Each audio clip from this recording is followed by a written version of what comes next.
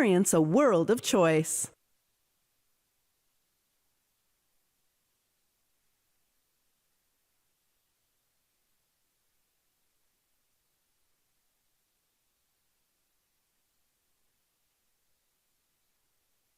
We ask our listeners and viewers to avoid any statements or comments which are abusive, derogatory, malicious, or defamatory.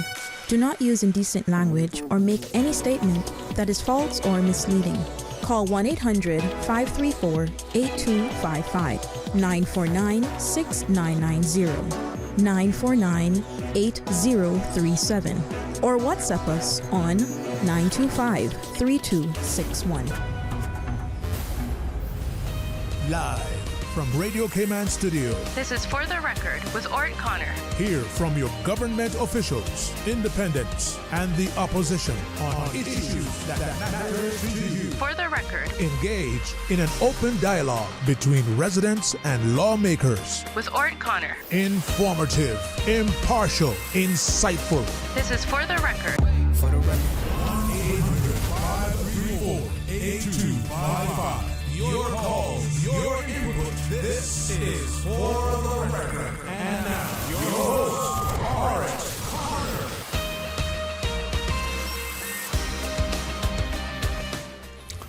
Good morning, good morning, good morning. O land of soft, fresh breezes and verdant trees. So fair. Today is Monday, the 8th day of July, 2024, right here in the beautiful Cayman Islands. We do hope and we trust that everyone had a restful, peaceful, enjoyable weekend. Those of you who are on the roads of the Cayman Islands, and I would say not too busy roads of the Cayman Islands, because schools are out at this time. So during this period, we see less and less traffic on our roads, but that does not necessarily mean that any other conditions have changed on the road. So, if you're a pedestrian, a cyclist, or if you're operating any type of motorized vehicle, we urge you to please, please, please be extremely cautious. Ensure that you observe the rules of the road, and not because there's less traffic, that does not give you any license whatsoever, pardon the pun. It does not give you license to be reckless, to be careless, or to drive with excessive speed as well. And if you follow the rules of the road, the way that they are written, then the life you save may just be your own. For those of you who are celebrating a birthday today, or if you've celebrated one over the past few days, we want to wish you a happy birthday or a belated happy birthday if it is applicable. And to remind you that this segment of the For the Record birthday shoutouts brought to you by Coca-Cola. Coca-Cola, they're proud to support your birthday shoutouts. Coca-Cola is available across the Cayman Islands from Tortuga wholesalers. You should accept no substitutes. Taste the feeling with Coca-Cola. Those of you who have lost loved ones, again, we want to extend our sincere condolences to you. We hope and we trust that your faith will help to carry you through these extremely challenging times, and that the memories of your loved ones will be a blessing. Those of you who are ill and are either at home or at a medical facility here in the Cayman Islands or overseas, we do wish you a speedy recovery. So, folks, I want to thank you for allowing Radio Cayman, and by extension For the Record, into your homes, into your vehicles as you traverse the busy roads of the Cayman Islands, into your places of work, wherever that may be. As you know, For the Record is a show produced by the staff and management of Radio Cayman, and it is geared towards keeping you abreast of issues as they rise and play out on the local and regional scene. I'm your local, international, and regional scene, I'm your host, Orrett Connor, and you're welcome to join me every Monday, Wednesday, and Friday from 7:30 a.m. until 10 a.m. During that period, our phone lines are open. Again, this morning, it is that beautiful radio voice of Miss Susan Watson waiting to take your calls. You can call us on our toll toll-free number provided courtesy of Flo. That toll-free number is 1-800-534-8255. You can also call us on 949-8037 and 949-6990. WhatsApp us 925-3261 as well. So let's look at some of the birthdays, and we'll go to the belated ones first. So Christian Carey Rochelle celebrated a birthday yesterday, as well as Renee Parsons. 2 days ago, Shelda Duncan celebrated a birthday. Birthdays coming up tomorrow, the 9th of July. Simone Scott, Jennifer Watson, Gloria Glidden, all celebrating birthdays tomorrow. I have to find. Did we have any for today, Miss Susan? None. We didn't have any for today. But if you know someone who's celebrating a birthday or a momentous occasion, please share that information with us. We will be happy to pass that on, and to remind you that the For the Record birthday shoutouts brought to you by Coca-Cola, who are proud to support your birthday shoutouts. Coca-Cola is available across the Cayman Islands from Tortuga wholesalers. You should accept no substitutes. Taste the feeling with Coca-Cola as well. I am going to search very quickly. I want to share something that one of our frequent visitors to the island, actually, some of you, some may consider him a resident per se. He and his family, they have been connected with the Cayman Islands for a long time. His name is Steve Dodds, and his family, they come from Bloomington, Indiana. They have a house in East End, and they know all of the people in East End. Not unusual for them to go to anyone's house there and eat. His wife now knows how to cook a lot of, his wife Terry knows now how to cook a lot of local foods as well. And he wrote and said that his son Eric has been on island, and Eric also brought guests with him. And he pointed out that Eric and the guests rode out the storm at the East End Civic Center, and they were 100% safe. He goes on to say, I can't say how much Terry and I appreciate all of our friends and all the citizens of the Cayman Islands, how they take care of our family and guests that we had in our East End home. From the East End minister, Mr. Isaac, all the way down, everyone welcomed them with open arms and checked on them before, during, and after the hurricane. And he's asked me to please announce on your radio show how much we appreciate this. And that's one of the many reasons we love the Cayman Islands. Goes on to say that many of our friends and acquaintances ask us what is it that we love about the Cayman Islands. Our answer for the last 35 plus years has always been the people first.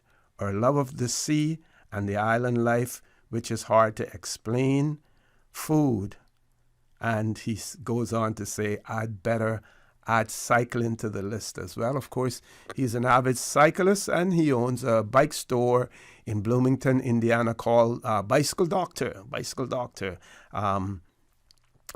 well. So here again, we have a person who has been visiting and staying in the Cayman Islands for the past 35 years. He and his family in the district of East End, they have invested in the district of East End, and they are a part of the East End community as well. So that gentleman, Mr. Steve Dodds, and his family as well. And I must say that we certainly appreciate his sentiments and kind words as well.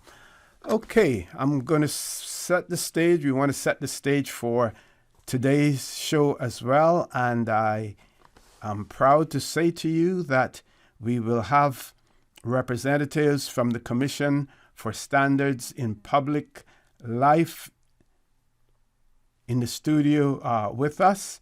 We will have the chair person of the Commission for Standards in Public Life, Dr. Sonia Bush, along with Ms. Lise Hurlstone, who's the research analyst from the Secretariat, Commission Secretariat, from the Commission Secretariat as well. So they will be in the studio with us at 9:15. I believe it was on Thursday in the afternoon, while we were still talking about the hurricane. One listener called in and, was talking about register of interest. So I hope and I trust that caller is listening in. You will get some insight, and I'm not sure whether or not they will be open to taking questions, but if they are, then he may have a question for the chairperson or the research analyst, as well. But in essence, what they will be talking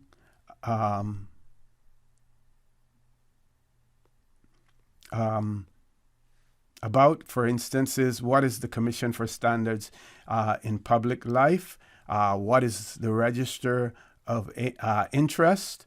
Who has to declare?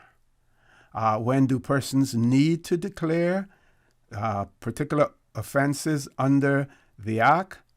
And then some information on how do persons, declare as well. So they will give you a really deep and clear insight into their work, into Register of Interest, as well. And we certainly look forward to having them in the studio with us this morning as well.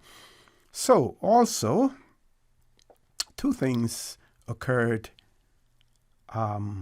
during the course of yesterday. So at around about 11:33 in the morning, there was a media release, and it was entitled Maritime Incident in Cayman Brac. And it read, several government agencies are aware and conducting initial investigations into a maritime incident which occurred in Cayman Brac on Saturday, the 6th of July. A further statement will be issued later when details are available. So the incident took place on Saturday. A press release was issued on gov.ky media release on Sunday at 11:33, and then another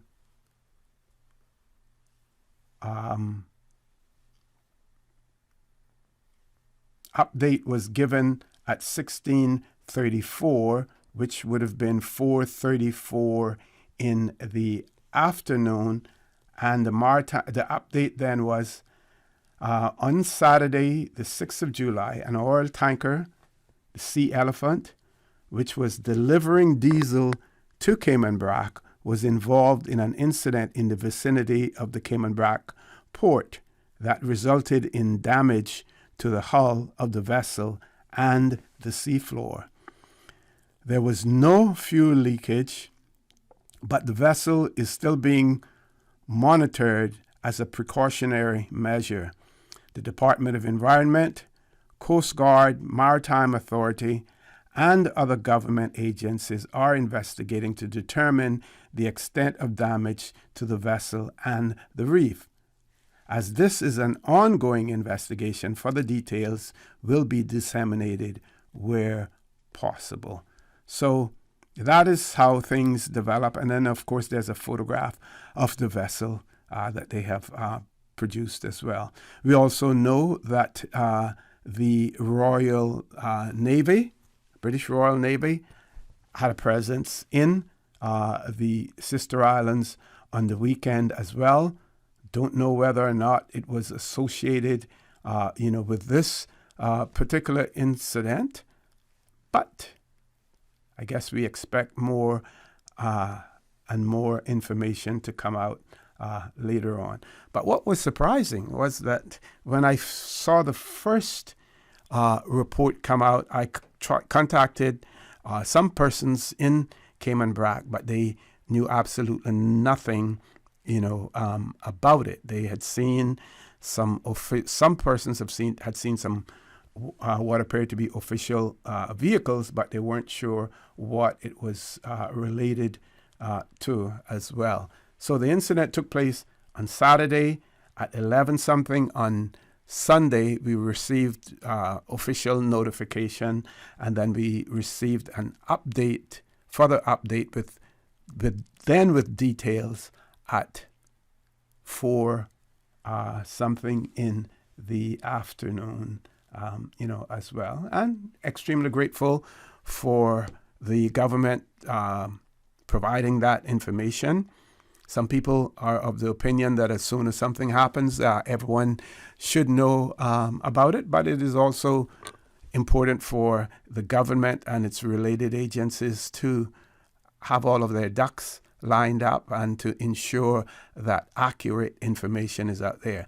What is important about ensuring that timely and accurate information is out there is that you don't want people on social media to control the narrative and get a hold of it first and then spread false rumors, because it is then, what's the saying, Miss Susan? You can't, once the toothpaste is out of the tube, you can't put it back in. So that is why it is important to get timely information out there, but it must be accurate as well, and you have to do it before the pundits get it out there as well. Let's take our first commercial break, folks. Please stay tuned. For the record, we'll be back shortly. The Cayman Islands boasts of a long, colorful, and rich history. In tribute to our roots, Radio Cayman, the voice of the Cayman Islands, is pleased to bring you the Historical Vignette Series, brought to you by Rotary Central. For more than 110 years, Rotary members have used their passion, energy, and intelligence to take action on sustainable projects. The Cayman Islands, He hath founded it upon the seas. When the United States instituted prohibition between 1919 and 1933, the Cayman Islands utilized the opportunity under Commissioner Hutchings to build the treasury coffers by smuggling liquor through to the United States. In 1923, Hutchings persuaded the Assembly to pass Law No. 2 of 1923, which allowed free entry of all wines, spirits, and spirituous liquors, a mechanism which was used to turn the Cayman Islands into a storage site for liquor to be imported, stored, and subsequently exported for a fee as a means of revenue. Since 1993, Rotary Central has worked diligently each year to provide quality bus shelters to our community. A traveling convenience to our school children, the elderly, young people going to work, guest workers, and visitors using the public bus. We, Rotary Central, help you, our advertisers, make it happen. Your marketing dollar travels a far way. Positioning your message, your product, your services, your presence in over 83 bus shelters. Every dollar you spend, every advert you place helps to build another bus shelter, providing modest comfort for Cayman travelers. Reserve space now on the only billboard medium in the Cayman Islands. Email rotaryshelters@gmail.com. rotaryshelters@gmail.com. The Bus Shelters, a partner in community convenience. Another inspiration program by Rotary Central Cayman Islands. Radio Cayman's historical vignettes was brought to you by Rotary Central. For more than 110 years, Rotary members have used their passion, energy, and intelligence to take action on sustainable projects.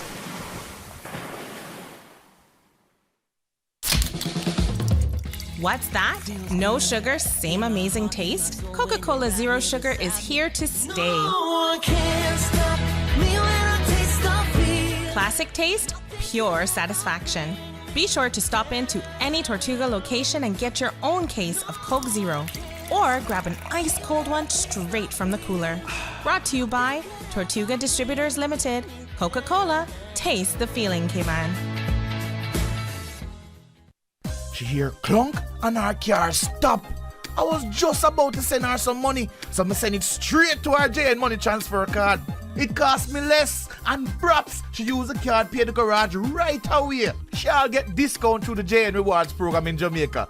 This card make things easy. You can even get funds at any multi-link ATM. JN Money Transfer Card. Fast, affordable, convenient. Tell your loved ones in Jamaica about it. Sign up is free.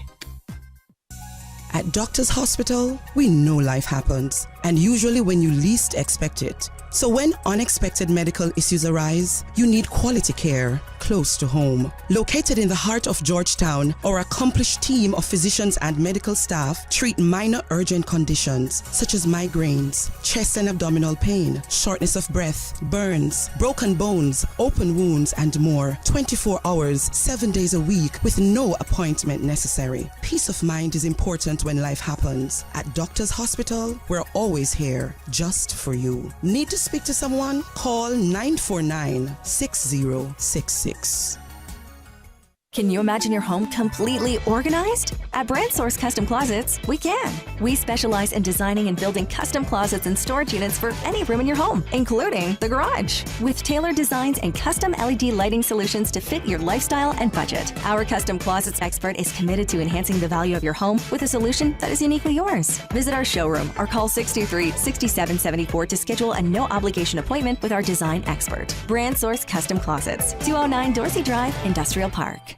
When it comes to weekly meal prep, I trust Kirk Market to provide the best value for quality proteins. The butchers at Kirk Market are super helpful. They always slice my steaks perfectly. Kirk Market has everything I need for healthy and flavorful protein-packed meals. From lean cuts of CAB choice beef, tender CAB prime beef, the juiciest pork, and all-natural hormone-free poultry, to their seafood section with everything from fresh local snapper to omega-3 rich salmon. I choose Kirk Market for the highest quality proteins to support my healthy lifestyle. Kirk Market. Eat well, live well, and discover a world of choice.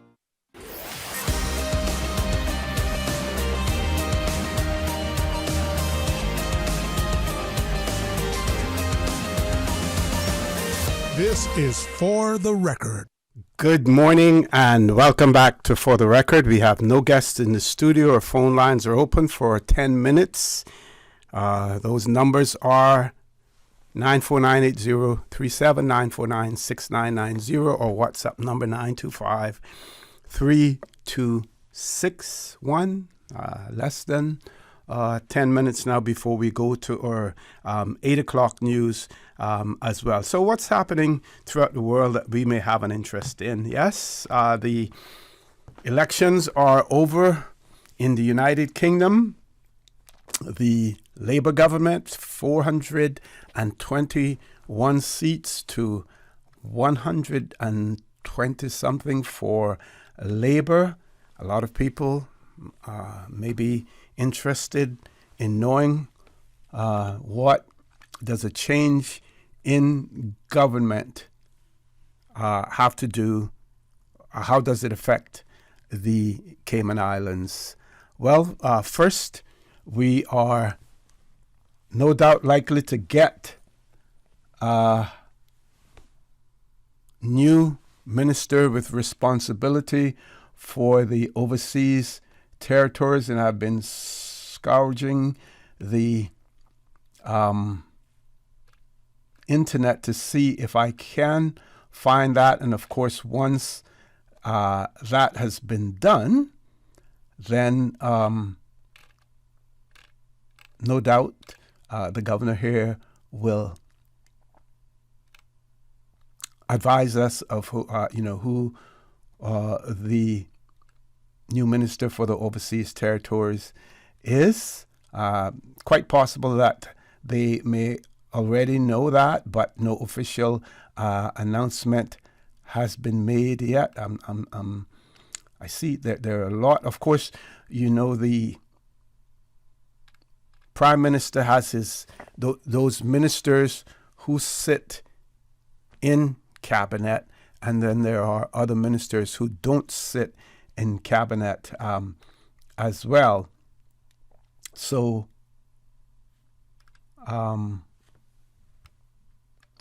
seeing a long list here of the King has been pleased to appoint the following, to approve the following appointments. Right Honorable Keir Starmer, Prime Minister; Angela Rayner, Secretary of State for Levelling, Housing and Communities; Rachel Reeves, who's the Chancellor, the first female Chancellor in the United Kingdom; Pat McFadden, Chancellor of the Duchy of Lancaster; Honorable David Lammy, you heard me speak about him and saying he was the one that I was looking out for, who's now the Secretary of State for Foreign and Commonwealth and Development Affairs. And of course, the Minister for the Overseas Territories would fall under him. And you did hear the Honorable Juliana O'Connor Connolly, our Premier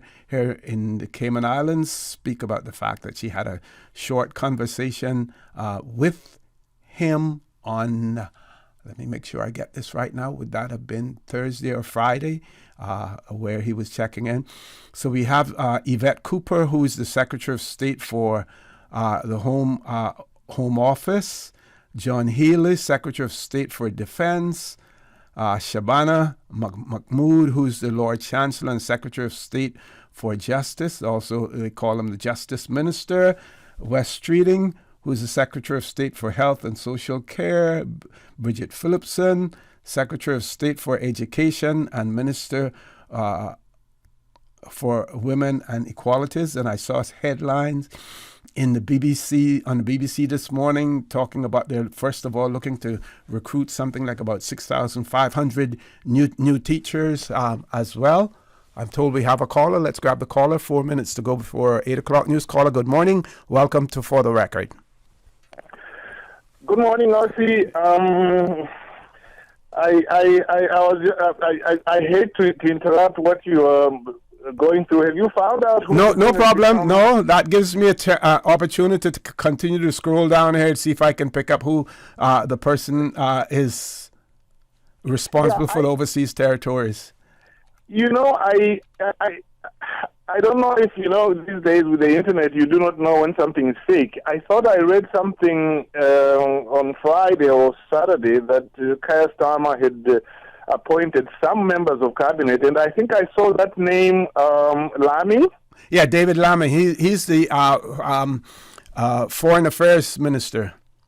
Yes. Okay. Yeah. So Guyanese heritage. I read on the show, some of his background as well. He attended Harvard University. Also worked and lived in the United States for quite a while. Very good friends with former President Barack Obama.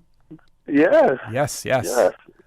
Yeah, it was very good to read that, because I know you were talking about him last week and you were hoping that perhaps that he'll be appointed. So it looks like it has happened. Yeah, well, the UK, they're pretty accurate when they have their shadow ministers. When they have a person shadowing someone, it means that when they get to form the government, usually the person who is shadowing will be the person who is will take the position. What I'm curious to know is what will happen with Diane Abbott. You know about her, right? Where they had removed the whip from her, and she actually is, I believe she may be sitting as an independent in Parliament, but I'll check that as well. Yeah, that's interesting. And I think Ed Miliband is back. Yes. Secretary for Energy, that's correct, yes. Yeah, well, you see, they always look after each other. Now, last week you spoke about two issues. I couldn't call at the time. There was a lady who called. I think I know who it is. She called about some issues about the law school. And I think she raised some very good points. She said she asked why the law school is only teaching British law and it does not have any Cayman law in it. Oh yes, I remember that. Yeah. Now, of course, I mean she knows as well as most people that the reason they do that is because the degree is endorsed by the University of Liverpool in the UK, so they have to teach British law. But you see, I think still what she said needs to be addressed. What it means when you leave law school is that despite the fact that, for example, in one area I'm really interested in, which is public law, which is administrative law and constitutional law, there are quite a number of cases in Cayman. And you leave the law school not knowing anything. And I believe that what they should try to do is they should try to, while meeting the requirements of the British degree, they can, for example, include in certain key courses, maybe all of them, but certain key courses, maybe 10% of the syllabus. So that 10% of that extra syllabus is for Cayman law, because it won't be much anyway, because a lot of the Cayman law is based on British law. But for example, in one area of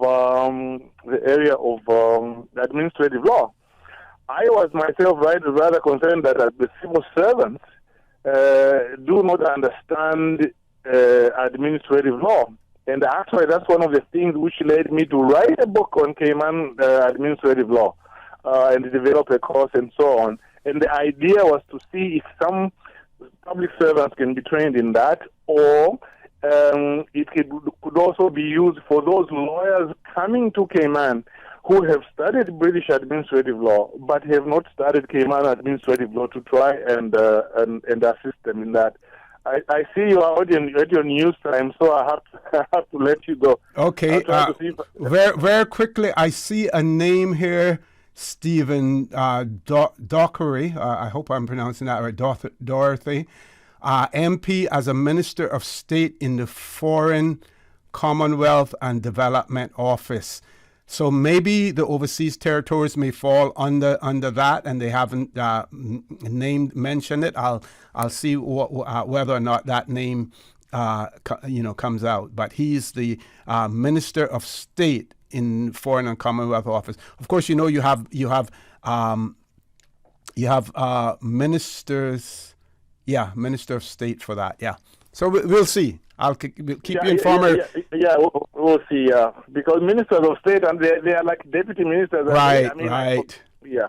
Mm-hmm. Okay. Well, thanks, also. I'll try to reach you later. Thank you very much, Billy. Folks, top of the hour, 8 o'clock news. When we return, we will have representatives from the commissions for standards in public life in the studio with us. Don't change that dial. Please stay tuned for the record. We'll be back immediately after the 8 o'clock news. Thank you, Mr. Connor. And studio time now is a minute after 8, brought to you with kind compliments of Foster's. Storm smart with Foster's this hurricane season. Always keep first aid supplies within reach. Ensure your first aid kit is fully stocked with bandages and antiseptics, and that you have all your necessary prescriptions. From minor cuts to serious injuries, first aid kits aren't skippable. They're lifelines. Don't underestimate the power of readiness. Go to fosters.ky/emergency checklist for more information. Be safe and get hurricane ready with Foster's to stay ahead of the storm. The 8 a.m. news is brought to you by ValueMed Pharmacy. Save time and order your prescription refills online at value-medpharmacy.com. VALU-medpharmacy.com. For today's biggest news. Radio Cayman, the voice of the Cayman Island.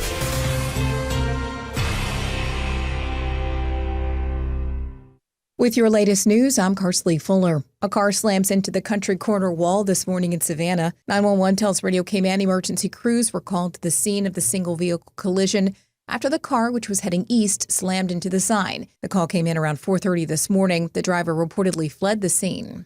School inspectors judged Tiny Tots Academy as satisfactory. Tiny Tots in Georgetown caters to kids between the ages of 6 months and 5 years, with 117 children on roll during the January inspection. The majority of children are Caymanian.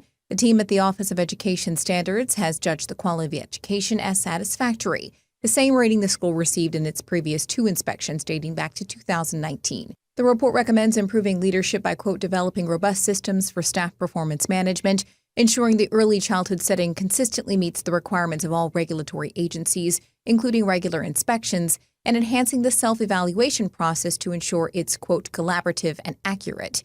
The OES also encouraged Tiny Tots to improve the quality of teaching and learning by ensuring professional development is targeted and that teachers deepen children's learning through purposeful play-based learning opportunities. The OES also judged Tiffany's Preschool as a satisfactory center. Radio Cayman's Dion England has more. The West Bay Early Childhood Center had some 42 kids on roll during the February inspection between the ages of 1 to 4 years, the majority of whom were Caymanian. School inspectors said almost all children demonstrated high levels of enjoyment and engagement in their learning activities at Tiffany's, and the setting had a, quote, welcoming and inclusive ethos. Consequently, children were learning in an environment that promoted empathy, tolerance, and understanding. Staff encouraged children's independence while offering appropriate guidance when needed, so most children were developing, quote, age-appropriate levels of independence. On the flip side, areas of improvement include assessment practices for student progress and upgrades for curriculum by, quote, incorporating regular opportunities for children to learn about Caymanian culture and the local environment, as well as other cultures and religions. Tiffany's has also been encouraged to develop better systems for self-evaluation and school improvement planning. Reporting for Radio Cayman News, I'm Dion Anglin. You can find both assessments online at oes.gov.ky. In regional news, Hurricane Beryl has made landfall in Texas with wind gusts of up to 87 miles per hour as authorities warn of, quote, life-threatening storm surges. The Category 1 storm is expected to bring destructive winds and up to 15 inches of rain. In one heavily drenched Houston area suburb, police officers began conducting water rescues this morning. The state governor's office has repeatedly urged residents not to underestimate the storm, while oil ports have closed and flight schedules face disruption. Now with a check of international news, here's the BBC, which takes us out of the newscast. I'm Karsley Fuller. BBC News with Eileen McHugh. Russia has carried out a massive bombardment of Ukrainian cities a day before a major NATO summit. Ukrainian officials say at least 29 people have been killed and dozens more wounded. The main children's hospital in the capital Kiev has been hit. The Indian Prime Minister Narendra Modi has arrived in Moscow on his first visit since Russia's full-scale invasion of Ukraine. Mr. Modi has insisted he remains neutral about the conflict. Politicians on the left and centre in France are working out their next steps after Sunday's election resulted in a hung parliament. President Macron has asked his Prime Minister, Gabriel Attal, to stay in office for the time being to ensure stability. Germany has welcomed the result of the French election with relief. Chancellor Scholz said he hoped President Macron and the newly elected MPs managed to form a constructive government. Hungary says the far-right party, Alternative for Germany, will not join the new alliance in the European Parliament. The group, Patriots for Europe, was formed by Hungary's governing Fidesz, Austria's Freedom Party and the Czech ANO. Residents of Gaza City say they're seeing some of the heaviest fighting since the Israeli invasion began. The Israeli army said it had issued evacuation orders for several districts, but people said they no longer knew where to go. That's the latest from BBC News. The 8 a.m. news is brought to you by ValueMed Pharmacy. Save time and order your prescription refills online at value-medpharmacy.com. VALU-medpharmacy.com. Now, more than ever, supporting your immune system is crucial to helping your body fight off illnesses like the common cold, the flu, and COVID-19. At ValueMed Pharmacy on Walkers Road and in Buttontown, we carry all the essential vitamins and minerals to help support your immune system and improve your overall health. Some of our top immunity support picks are vitamin C, vitamin D, zinc, elderberry, and quercetin are the popular 7-in-1 immunity support. Our pharmacists are always on hand to help guide you and answer any questions. Visit ValueMed Pharmacy on Walkers Road or Buttontown. Live happy, live healthy with ValueMed Pharmacy. Stay in touch with Radio Cayman with the latest up-to-date, accurate news and information. For your convenience, the headline news will be repeated on our sister station, Breeze 105.3 FM, weekdays at 8:30 a.m. Follow Radio Cayman on social media, Facebook, Instagram, Twitter, or download the Radio Cayman app in the App Store or log on to www.radiocayman.gov.ky and stay connected to what's happening in the community. Radio Cayman, your voice, your choice, your radio. You know who this is? That same old girl that went to Hollywood and Panama? Well, guess what? The fun ain't done yet, because this year, I'm going to country concerts in Denver. I got kick up my heels in Times Square. I got keep living the dream with Cayman Airways. We so blessed to have them. I tell you what though, this old girl's feeling younger than ever. Make your travel dreams come true with Cayman Airways, offering international non-stop flights from Cayman to New York, Miami, Tampa, Denver, Los Angeles, Panama, Kingston, Mobay, La Ceiba, and Havana. Enjoy free rum punch, free in-flight entertainment, free seat selection, and free meals on select flights. Call 949-2311, contact a travel agent, or visit CaymanAirways.com. We were on the edge of a breakthrough. I knew the substance was extraterrestrial, but I didn't realize. Aunt Angie, what does this have to do with managing my insurance? Well, long story long, the entire lab exploded. And the radioactive sludge went everywhere. I ended up in the hospital for a few weeks, but I was able to manage everything with the CG Online portal. The online portal. Safe, convenient, simple. CG Britgay. Good like that. The 8 a.m. weather update brought to you by CG Britgay, where people come first.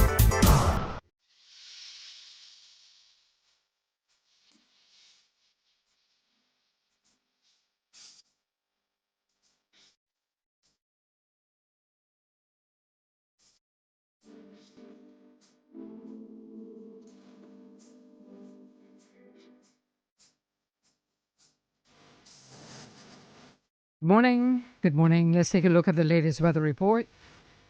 Current temperature is 84 degrees. Relative humidity is 89%. The barometric pressure is 29.95 inches and rising. The wind is east-northeast at 11 knots. Overnight low temperature was 83. Synopsis indicate moderate to southeasterly winds along with moderate to rough seas are expected across the Cayman area for the next 24 hours. In association with a ridge of high pressure over the northern Caribbean. Radar images show isolated showers in and around the Cayman area, which are moving towards the northwest. Now the forecast for the Cayman Islands for today and tonight, calling for partly cloudy skies with a 20% chance of showers. Temperatures will be in the upper 80s and will fall to the upper 70s tonight. Your winds will be east to southeast at 10 to 15 knots, and seas will be moderate to rough with wave heights of 4 to 6 feet. Small craft should exercise caution over open water. Today's high tide will occur this morning at 5 minutes past 11, low tide this evening at 3 minutes after 5, and a high tide again tonight at 11:49. The sun will set this evening at 6 minutes past 7 and will rise tomorrow morning at 5:55. And the outlook is calling for light to moderate easterly winds and seas from tomorrow morning as the ridge weakens north of the Cayman area. That's the very latest on your weather report. the 8 a.m. weather update brought to you by CG Britgay, where people come first. We were on the edge of a breakthrough. I knew the substance was extraterrestrial, but I didn't realize. Aunt Angie, what does this have to do with managing my insurance? Well, long story long, the entire lab exploded. And the radioactive sludge went everywhere. I ended up in the hospital for a few weeks, but I was able to manage everything with the CG Online portal. The online portal. Safe, convenient, simple. CG Britgay. Good like that. The mission of the National Conservation Council and the Department of Environment is to ensure our islands consider responsible use of our natural resources while preserving our native species and habitats for future generations. Learn more at conservation.ky. The new KFC nuggets have arrived. That, unlike the no-gets, Ours are handmade using 100% white meat, unlike the no-gets. At KFC, we hand-bread every day to achieve the perfect flavor. After you try our delicious and crispy nuggets in the original recipe, you'll never settle for less. KFC, the real nuggets. It's finger-licking good. The traffic report is brought to you by Subway. Enjoy a delicious start to your day with breakfast from Subway.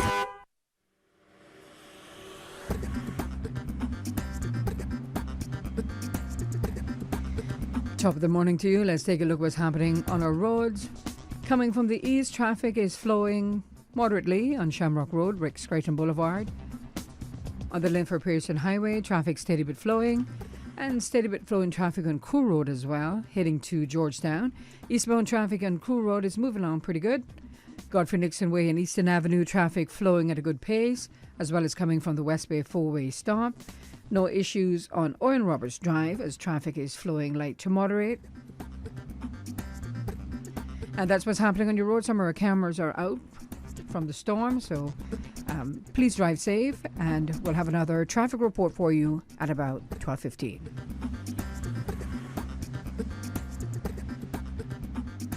Summer's heating up, and so are the good times. Whether you are out on the water, enjoying the beach, or gathering with colleagues for an office bash, make it a feast to remember with Subway. From assorted sandwich platters to mouth-watering cookies, our catering menu has something for everyone. Perfect for groups of 5 or more. For food that's fresh, fast, and perfect for any occasion, choose Subway Catering. Visit subway.ky for catering options. Subway. Eat fresh. The traffic report is brought to you by Subway. Enjoy a delicious start to your day with breakfast from Subway. As part of a man's natural circadian rhythm, testosterone levels rise during sleep. Studies have shown that sleep deprivation can cause a significant decrease in testosterone production. If that was not bad enough, it can also affect brain function, memory, and mood. Many factors can cause poor sleep, including conditions like sleep apnea. Making responsible nighttime decisions, including removing screen time, late night eating, minimizing alcohol, and speaking with a physician can improve your sleep schedule. The Ministry of Education and the Passport and Corporate Services Office remind all students traveling to and from school overseas to ensure their passports are valid for both travel and entry into their destination country. Passports should be renewed at least 10 weeks before departure, and any necessary student visas must be obtained. For passport services, contact the Passport and Corporate Services Office at 649-7678. For Ministry of Education scholarship inquiries, contact scholarships@gov.ky. This message is brought to you by the Ministry of Education and the Passport and Corporate Services Office.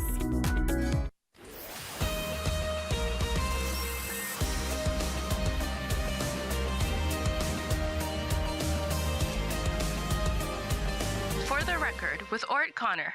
Good morning and welcome back to For the Record. Before I introduce my guests this morning, I am going to start off by sharing with you excerpts from a final report of the Standards Matter, a review of the standards in public life in the United Kingdom. The foreword was written by Sir John Major, who is former Prime Minister in the United Kingdom, and he talks about presenting the 23rd report of the Committee on Standards in Public Life, and he speaks about Lord Nolan's first report, which set out the 7 principles of public life, which was published in 1995, and he goes on to say that 25 years on, the committee launched its review to examine the importance of high standards today and the effectiveness of the regulations that or regulators that uphold them.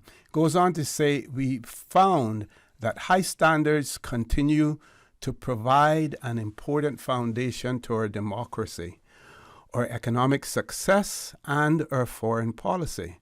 The 7 principles of public life reflect the values the public expects holders of public office to embody, forming the basis of public confidence in our institutions. Businesses want to invest in a country where governance is stable, predictable, and fair. And he then goes on to say that the UK's success in countering corruption abroad depends on our reputation for high ethical standards at home. Now, that last paragraph there, the UK's success in countering corruption abroad depends on our reputation for high ethical standards at home. Some people may question that because some may say the last government, the Conservative government, didn't necessarily display that at all times, starting with their Prime Minister, Boris Johnson, and the whole COVID spectacle, and then ending with Rishi Sunak with his aides betting on when the election would call because they had inside information, on it as well. So that was for the UK. We're going to be talking about standards in public life and the Commission here in the Cayman Islands. That conversation is going to take place with Dr. Sonia Bush, who's the chairperson for the Commission for Standards in Public Life, and Ms. Lise Hurlstone, who's the research analyst within the Commission's Secretariat. Ladies, good morning. Welcome to For the Record. Good morning. Thank you for having us. Good morning. Okay, so we're going to start off by explaining to our listening and viewing audience what is the Commission for Standards in Public Life and how is it governed, what is it governed by in the Cayman Islands? Okay. So the Commission for Standard in Public Life, and for this forum, I'll just say the Commission. It's an independent body. It's enshrined in the Cayman Islands Constitution that it exists simply to enhance our democracy in the islands and to ensure that we have sufficient oversight over the public sector. The Commission's primary role is to just promote standards, good, high ethical standards in public life. And it has certain powers to monitor compliance within those jurisdictions and to investigate any breaches thereof. And one of the main functions of the Commission is to supervise the operations of the Register of Interest, and we'll talk about that in a little bit. And on a broader term, the Commission simply acts as an overseeing body to respond to citizens' concern about their public authorities and to promote trust in the public sector and public servants and elected members. So we're simply here as an overseeing body over persons in public life. Now, the powers that we have are really enshrined in the Constitution, and we're governed by the Standard in Public Life Act. And for the purpose of this conversation, I'll just say the Act when I'm referring to the laws that we are abiding under. Certainly, yes. Okay, yeah, you can continue. Okay, so the Act, as you rightly said when you started out, it covers at Schedule 2, it speaks to the Nolan principle. Lord Nolan came up with those 7 lovely principles to hold public authorities accountable to certain standards. And so you will see them, some of them include accountability and openness and honesty and all those things, and they're defined properly in our Act. People who wish were in public life and they're not sure whether they should declare their interest or not, the rules and the law speaks to that. So that will my response to your question as to what we do, we're just a regulatory commission over public authorities and to ensure that the country as a whole, and there are public figures in our community, lives up to a certain standard, so our country is not seen as corrupt and unethical. And the main tool that you use for that then is the Register of Interest. And our Act. It's our Act tells us that, and we're governed, really, our hands are bounded by it. Yeah. That, we can investigate things, behaviors, citizens can write into our body, and if they have a concern with a public figure, and we will look at the complaint, we'll invite a formal complaint, and we'll sit and discuss it, and we can investigate it to what extent we feel. The law also ties our hands a little bit, Mr. Connor, because if another authority, for example, the Anti-Corruption Commission is investigating something already, and I might be going a little bit off topic, but if the anti-corruption body is already investigating something and somebody writes into our commission, then we have to allow that authority to run its course, and then we can look at it at the outcome of it. And if we're not satisfied, at that point, we can then independently do a second investigation. So in the course of that, if a complaint comes into you, you would first seek to determine whether or not any other governmental agency or responsible body may be dealing with the situation first and foremost? Yes, pretty much. Even the RCIPS, if the police is already looking into something, then we don't want to do a double whammy and a double wasting money. Yes. If one person is already investigating, then at the end, if we're not satisfied with their ruling or their, if some consequences need to be divvied out, then we can look at it ourselves. But we have to let that course play out under our law. Got you. Okay. So, I can just jump into a bit of the Register of Interest because I know that's a topical issue in our public. Yes. So notifications going out. Yes. So what it is under our Act, it's just a set of declarations by persons in public life, which they just have to disclose their interests, assets, incomes, liability, just to our commission. And that register, it is held in our commission. Okay. The importance of this, Mr. Corn, is this. And to the listening viewers, I just want to say, we're not trying to get into your financial business and into your life and pull out everything that you have and want to get into your business.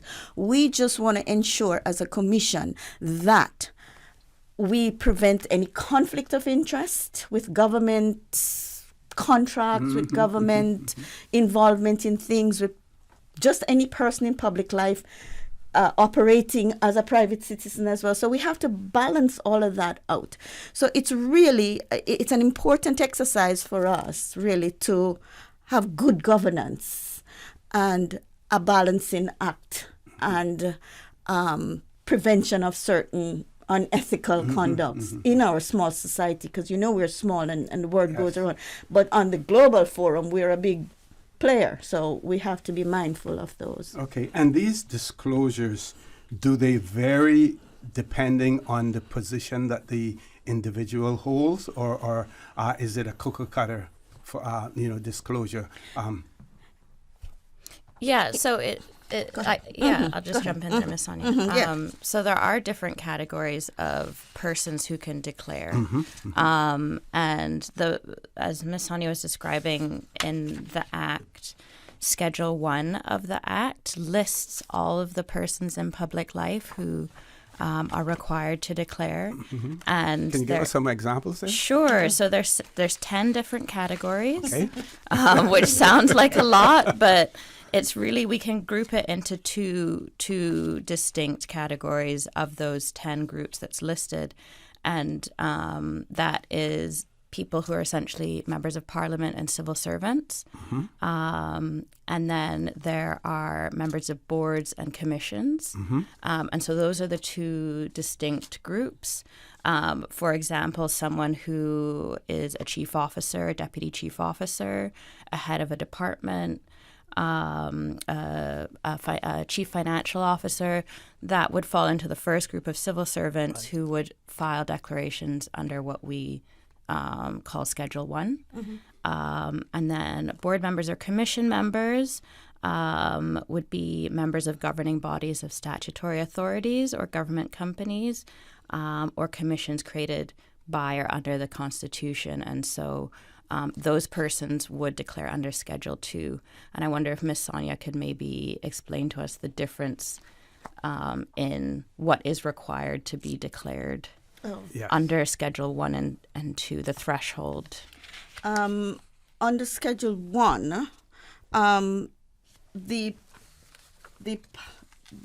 public persons in public life must make an annual declaration every year. And what we have set up, Mr. Connor, is I think, in my humble opinion, is a fabulous platform, electronic filing, yes. where if you complete the form 1 year, then all you do the next year is to go pick up that same form, duplicate it, and add or amend, however. So you don't have to do the whole thing all over again. So quite user-friendly. I've used it. And, yes. That way. Me too. I've used it too. So it's really helpful. And the tech team, I don't know how Lise, they've done a really good job in getting that rolled out. As she said, the members of parliament, including speakers, civil servants, and all those, need to declare their interests. So we're talking about, properties. We're talking about if you're a shareholder in a company, if you're a director. The reason why we ask for this, and we have a standard form that it's just a cookie cutter, as you call it. Everybody does this thing, where you just put your profile, your name, and regular information. But then the most important thing that we're looking for is your shareholdings, if you're a director, because that will impact a private citizen. So if there's a contract to be given out, we want to ensure that your company has no conflict, or if there is a conflict, that it is declared, it is transparent, it is open, and we know about it. So that's where we... Okay, we're going to take our first commercial break. Folks, don't change that dial. You're hearing about the Commission for Standards in Public Life here in the Cayman Islands. That conversation is taking place with the chairperson of the commission, Miss Sonia, Dr. Sonia Bush, as well as Miss Lise Hurlstone, who's the research analyst in the Commission's Secretariat. Presently, we're talking about the Register of Interests and the form that has to be completed online as well. Many of you out there who are listening, if you are a civil servant, if you are a member of Parliament, if you are employee of statutory companies, statutory authorities and government companies, as well, all involved in that. Or if you're on a board, work permit board, business staffing plan board, trade and business licensing board, whatever, civil aviation authority, you are required. And as we continue the conversation, we will no doubt get to whether or not the Commission can impose any sanctions or how we go about that as well if you fail to comply. We have seen in other jurisdictions where there's this battle between the government and ministers, and in some countries it is called the Integrity Commission as opposed to Commission on Standards in Public Life. And it, being a member of that, sometimes you knock heads with the politicians, and it can put you into a controversial position. But we hope here in the Cayman Islands that everyone is complying with what they're required to do. Don't change that dial. Please stay tuned for the record. We'll be back shortly. So much happening so fast, too much. It is hard for me to follow my healthcare instructions. The private counseling with West Bay Pharmacy literally saved my life. At West Bay Pharmacy, we know how complex medications can be. Our pharmacists are delighted to offer you personalized one-on-one healthcare counseling, free medication review, therapeutic callbacks, and we will liaise with your physician to ensure you receive the best in quality medical care. Quality of life has a whole new meaning with the right pharmacy to support you. Thank you, West Bay Pharmacy. West Bay Pharmacy in Centennial Towers. Convenient quality care is just around the corner. Now you can WhatsApp your West Bay Pharmacy prescriptions to 516-0777. You know who this is? That same old girl that went to Hollywood and Panama? Well, guess what? The fun ain't done yet. Because this year, I'm going to country concerts in Denver. I got kick up my heels in Times Square. I got keep living the dream with Cayman Airways. We so blessed to have them. I tell you what though, this old girl's feeling younger than ever. Make your travel dreams come true with Cayman Airways, offering international non-stop flights from Cayman to New York, Miami, Tampa, Denver, Los Angeles, Panama, Kingston, Mobay, La Ceiba, and Havana. Enjoy free rum punch, free in-flight entertainment, free seat selection, and free meals on select flights. Call 949-2311, contact a travel agent, or visit CaymanAirways.com. Your dream home starts with a vision, and often inspiration is at the heart of that vision. Brand Source Home Gallery's in-house designers are here to help bring your vision to life. Whether you're remodeling or building a new home, Brand Source Home Gallery is your one-stop solution. Explore their kitchen cabinets, sinks, faucets, bath fixtures, tubs, vanities, and more. Let Brand Source's designers help and inspire you with your next project. Call 623-5000 and schedule an appointment with a design expert at Brand Source Home Gallery, Dorsey Drive, Industrial Park, serving Cayman for 50 years. Tired of feeling exhausted, no matter how much sleep you get? It could be sleep apnea, a condition affecting millions of people that often goes undiagnosed. At Total Health, we believe in the power of preventative care. That's why we're offering at-home Level 2 sleep studies, convenient, comfortable, and conducted in the privacy of your own home. Untreated, sleep apnea can lead to serious health issues like high blood pressure, heart disease, and stroke. Our comprehensive approach means you get personalized care from start to finish.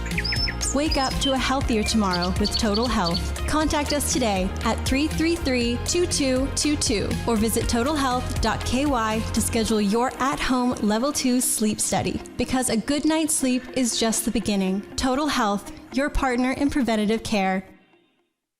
This is Catherine Ebanks-Wilkes, and as the representative for West Bay Central and the Ministry for Sustainability and Climate Resiliency, I am concerned that our islands are at a high risk of loss and damage to seagrass beds. Stronger storms, warmer sea temperatures, and sea level rise can destroy seagrass beds. Culturally and economically important animals like green sea turtles and conch need seagrass to survive. To learn more about the climate risk to our islands, visit www.gov.ky/climate change policy.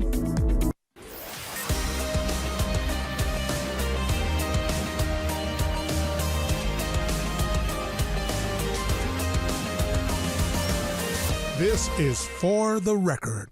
Good morning and welcome back to For the Record. For those of you who are just joining us, we're talking with representatives from the Commission for Standards in Public Life. We're discussing in detail the register of interests.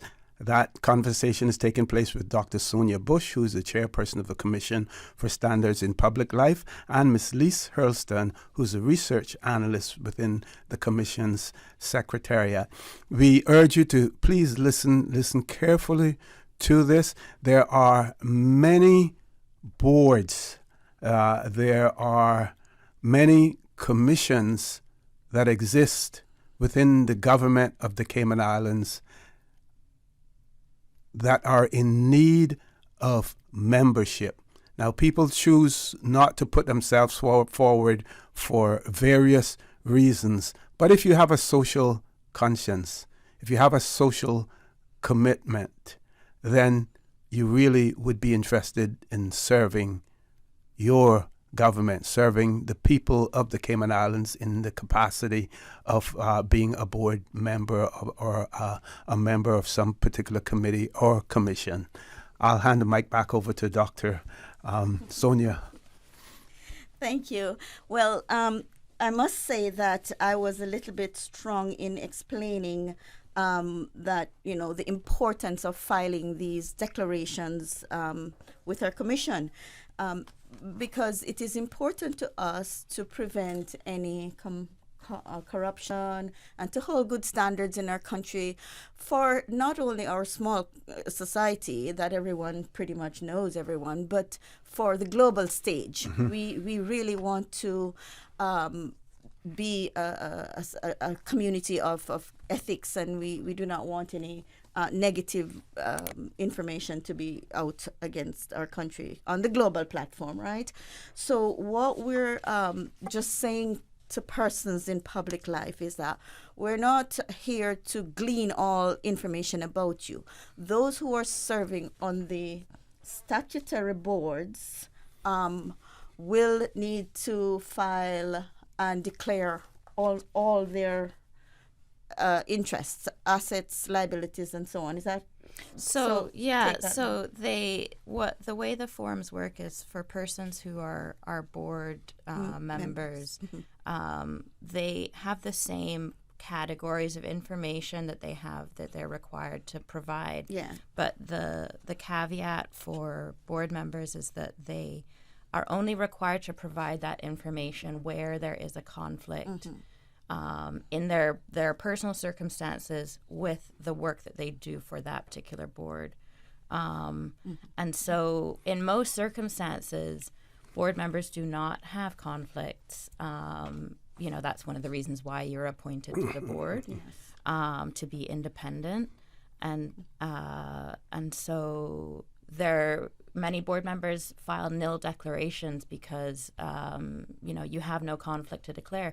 And if there is a conflict that arises, most boards have codes of conduct. There's the Public Authorities Act that requires you to declare those conflicts regardless. And if a decision is being made on that, and you're in a boardroom dealing with it, you then declare the interest and you remove yourself. Correct, yeah. And then the records will also reflect that was done, in the interest of transparency. Correct. So that if there are challenges later on to say, well, such a board member had an interest in it, and they didn't declare it, and they, as a result, demonstrated their bias in the way that they voted. You have the record there to show that person declared an interest. Huh? Right. Yes.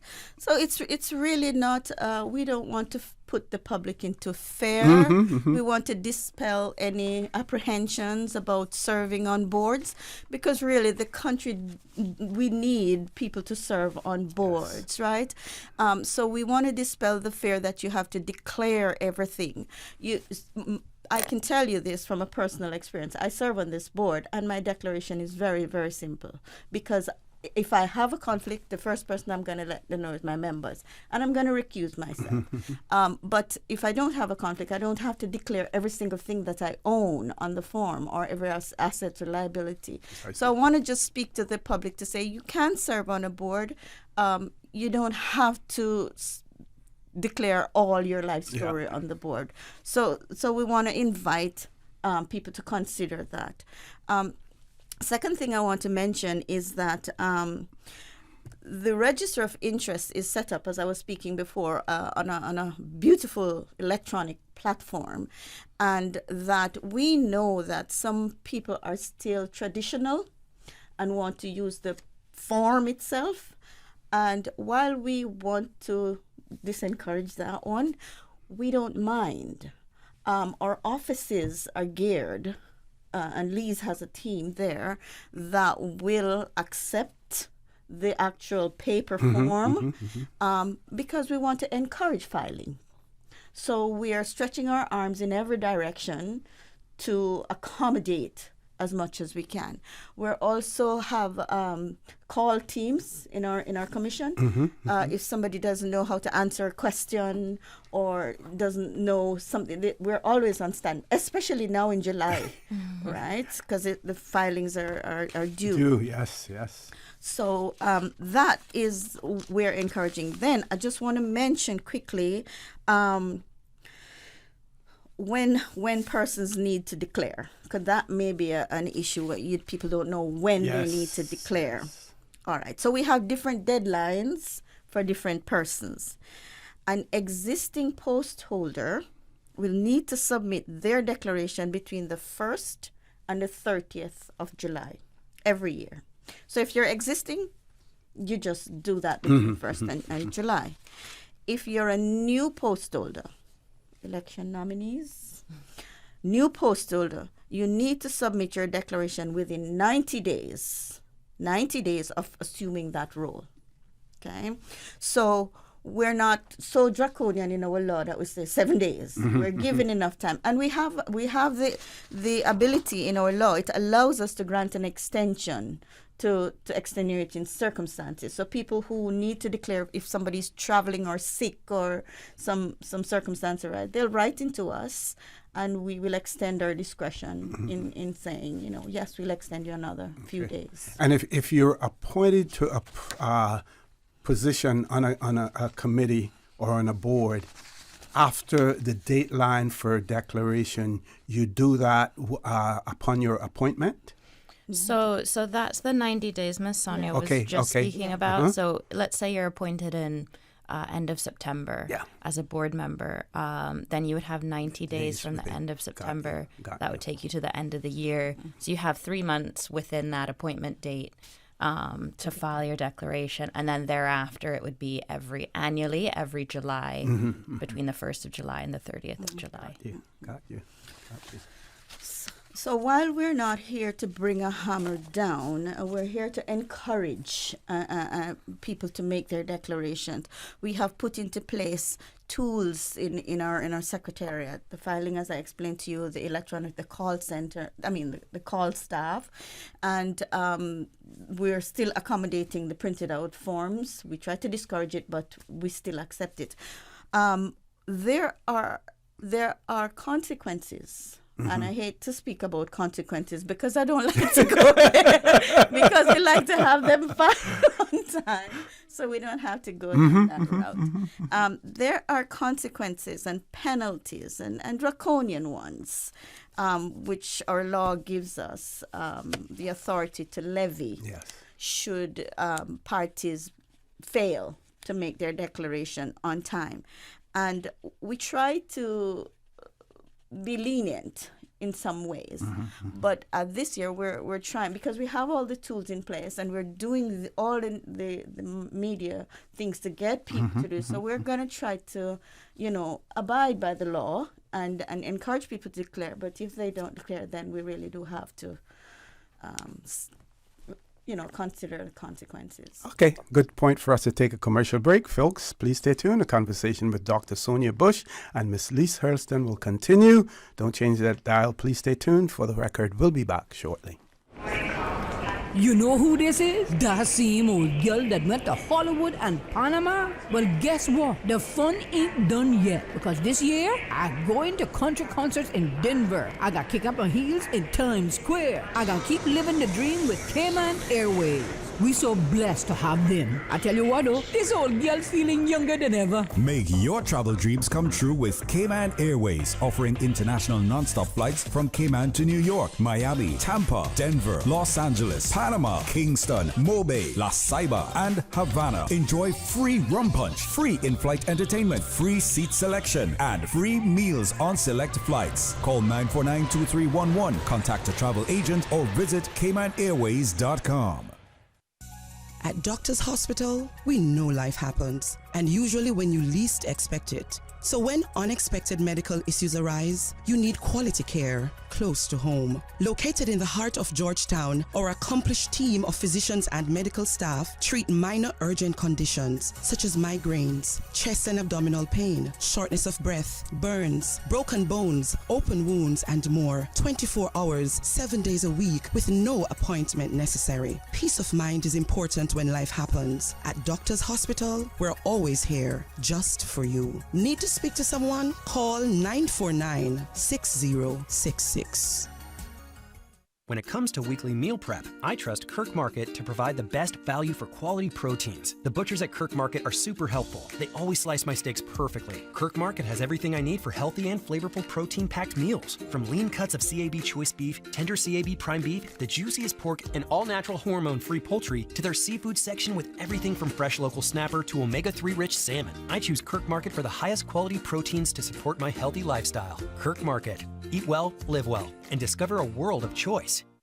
If you're a parent, you know that providing your child with a quality early childhood education can be expensive. However, the Ministry of Education offers financial assistance through its Early Childhood Assistance Program to help qualifying Caymanian families cover the costs at registered early childhood settings. Visit our online application portal at moeapplications.gov.ky to learn more and get started. This message is brought to you by the Ministry of Education.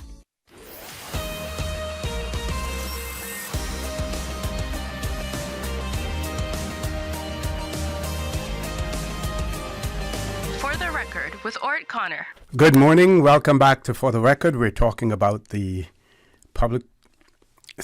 Commission. We're talking about the Commission for Standards in Public Life, and in particular, the Register of Interest. That conversation is taking place with Dr. Sonia Bush, who's the chairperson of the Commission, as well as Ms. Lise Hurlstone, who's the research analyst within the Commission's Secretariat. If you have any questions or comments, please send them in to us or WhatsApp 925-3261. They're also amenable to calls, coming in as well. And if there's an interest shown after 9 o'clock, if we haven't completed all of their talking points, they're going to stay on until after 9 o'clock as well. If you have any questions or comments, we could open up the phone lines then, but you would have to indicate an interest in knowing something about the Commissions for Standard in Public Life, and in particular, the Register of Interest. Ladies, the mic is yours. So just wanted to really emphasize that right now, at the beginning of July, is the start of the annual declaration period for persons who are existing post holders required to declare. So that's from the 1st of July to the 30th of July. It's a whole month for you to get your information together.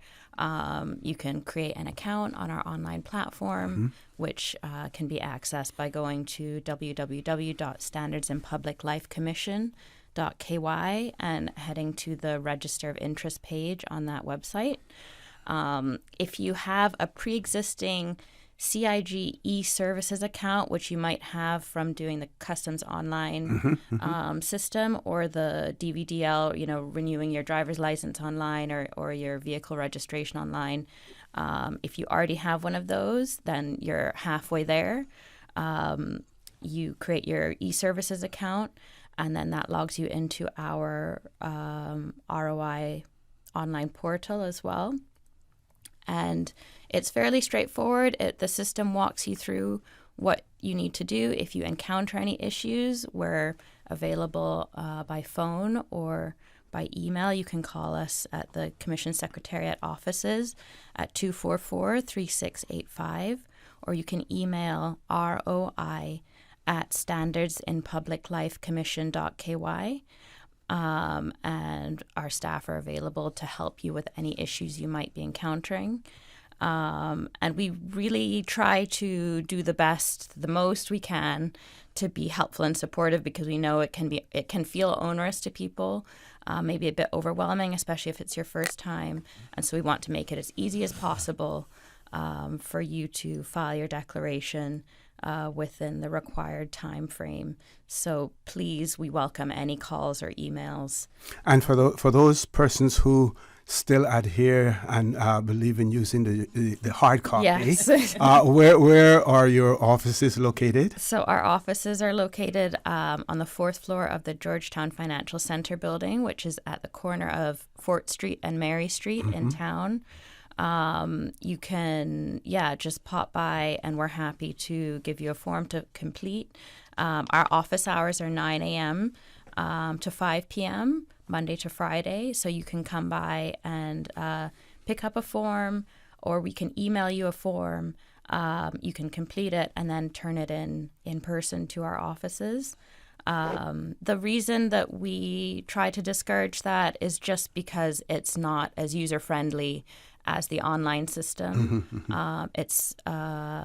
The online system is really, and I would say over 95% of our declarations in the last year have come in through the online system. So it really is very user friendly. And, you know, we're available to answer your questions, as I said. But if you, for whatever reason, do need a hard copy, we're happy to provide that to you. And how important, again, is accuracy in terms of your declaration? Like you said, you know, if you're on a particular board, it really is, you don't have to bear everything in terms of your declaration. It is only, you know, what conflicts that you may have in relation to, you know, that particular board and that board's remit. Correct. Yes. Yeah. So don't feel like you have to search through, you know, your entire life's worth of records to figure out the information you need to declare, especially if you fall into the category of declarants that is board members that only has to declare if there's a conflict.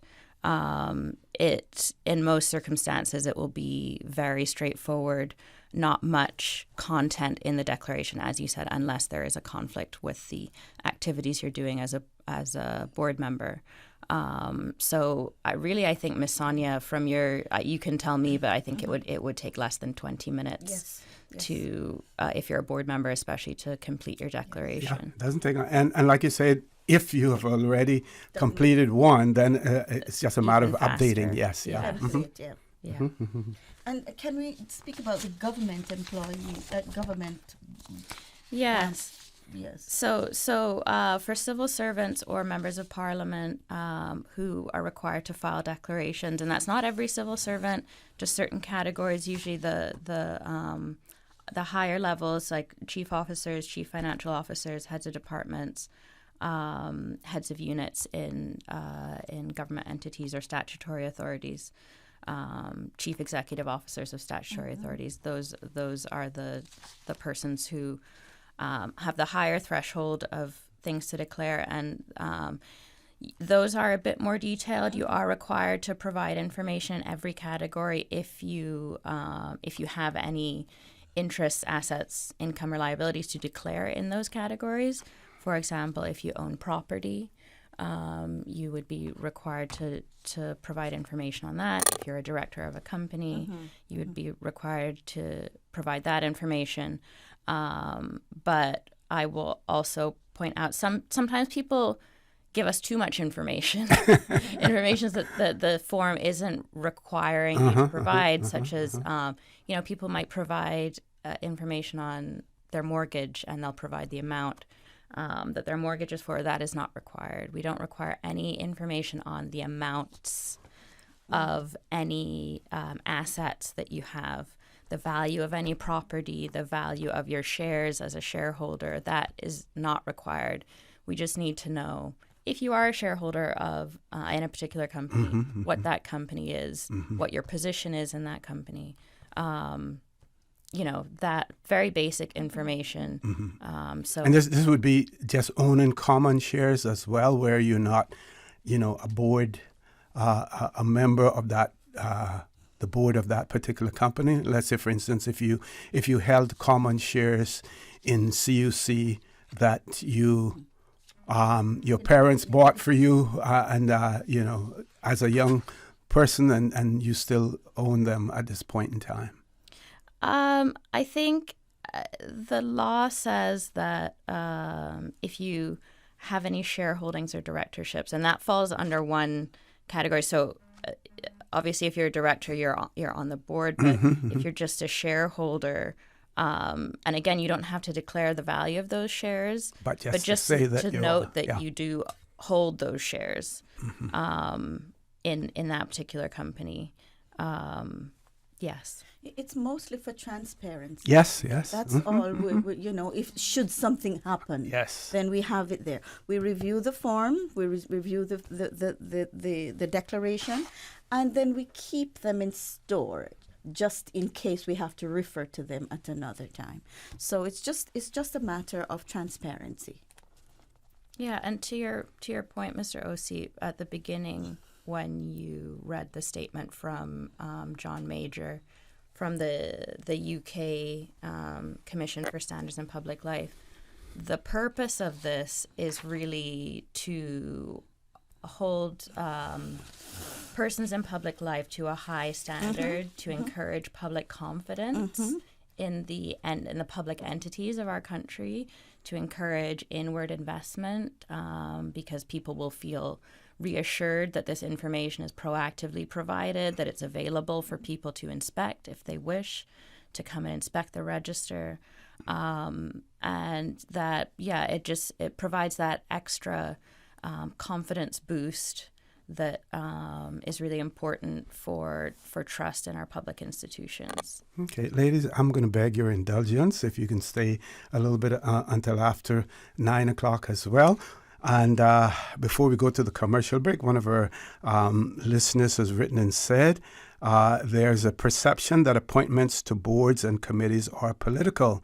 There are many persons who are willing to give their time but don't know how to make their desires known or to whom. Can your guests let people know how they can offer their services, as well? So we can talk about that off air, and when we return, we will have an answer for our listener as well. Folks, don't change that dial. Top of the hour headline news. When we return, the conversation with Miss Lise Hurlstone, who is with the Commission for Standards in Public Life, the Secretariat, and Dr. Sonia Bush, who is the chairperson of the Commission for Standards in Public Life. Please stay tuned for the record. We'll be back shortly. We give you honor and praise, adoration and glory. Radio Cable.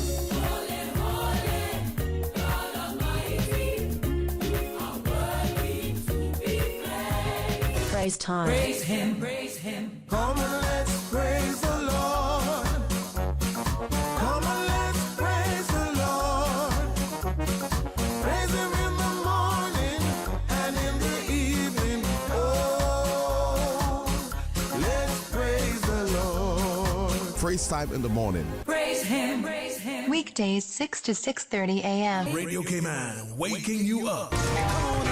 Rock my soul in the blues of my favorite. Rock my soul in the blues of my favorite. Praise time. I know he cares. He'll always be there. Oh, yeah. Praise him, praise him, praise him. Praise time. Set your clock for 6 a.m. or you will miss it. This is the People's Radio Station.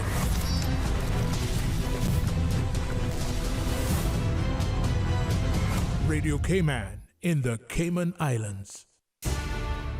From Radio Cayman's newsroom, this is Headlines. Local, regional, international news. The Headline News is brought to you by Kirk Market and Health Services Authority. A driver takes off after slamming their car into the countryside corner wall in Savannah. Emergency crews were sent to the scene of the single vehicle collision around 4:30 this morning.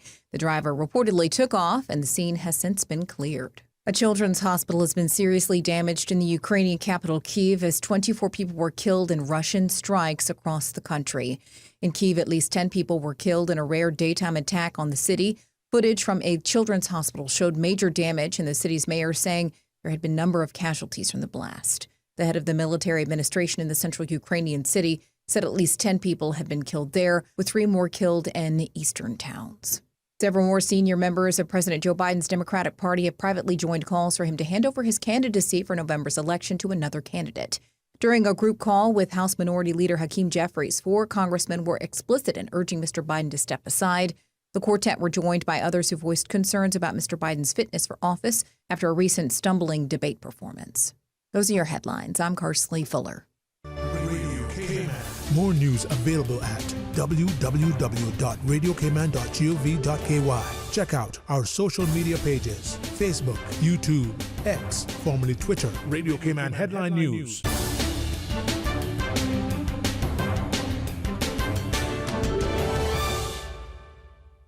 HSA's Urgent Care Clinic is now open 7 days per week to serve you better. Visit our dedicated team at Urgent Care Monday to Friday, 8 a.m. to 8 p.m. and weekends and public holidays, 11 a.m. to 8 p.m. No appointment necessary. If you are experiencing non-life-threatening symptoms and conditions such as the cold and flu, sprains and cuts, earaches, nausea and vomiting, visit Urgent Care's walk-in clinic at the main entrance of the Georgetown Hospital, now open every day. At HSA, we are committed to caring for you. When it comes to weekly meal prep, I trust Kirk Market to provide the best value for quality proteins. The butchers at Kirk Market are super helpful. They always slice my steaks perfectly. Kirk Market has everything I need for healthy and flavorful protein-packed meals. From lean cuts of CAB choice beef, tender CAB prime beef, the juiciest pork, and all-natural hormone-free poultry, to their seafood section with everything from fresh local snapper to omega-3 rich salmon. I choose Kirk Market for the highest quality proteins to support my healthy lifestyle. Kirk Market. Eat well, live well, and discover a world of choice.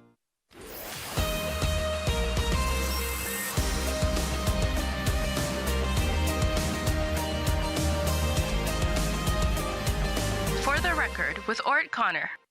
Good morning and welcome back to For the Record. We're talking to the chairperson of the Commissions for Standards in Public Life, Dr. Sonia Bush, and Ms. Lise Hurlstone, who is the research analyst within the Commission's Secretariat. You would have heard some of the things that we discussed so far, and to summarize them, what is the Commission for Standards in Public Life? What is the Register of Interest, which we're discussing now? Who has to declare, interests? When do you need to declare the offenses under the Act? And we didn't talk a whole lot about that because, as you heard the chair speak, while the legislation is there and while there are sanctions that are there that can be imposed as well, she prefers to use the carrot rather than the stick, approach to getting things done. And, many times, that can be extremely effective, as well. We have also heard from Ms. Hurlstone in terms of, how do persons declare, what resources are available if persons need assistance in making their declaration.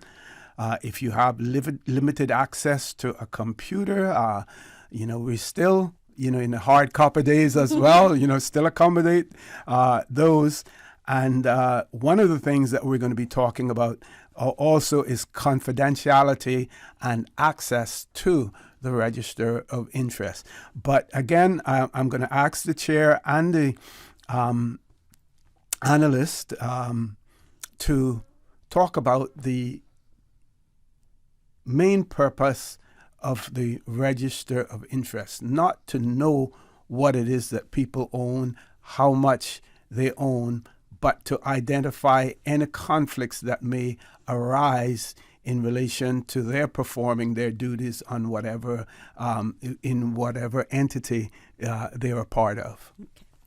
So, for example, I want to just make it as easy and simple as possible. For example, my declaration, it's almost a nil declaration because I'm serving the Commission of Standard in Public Life.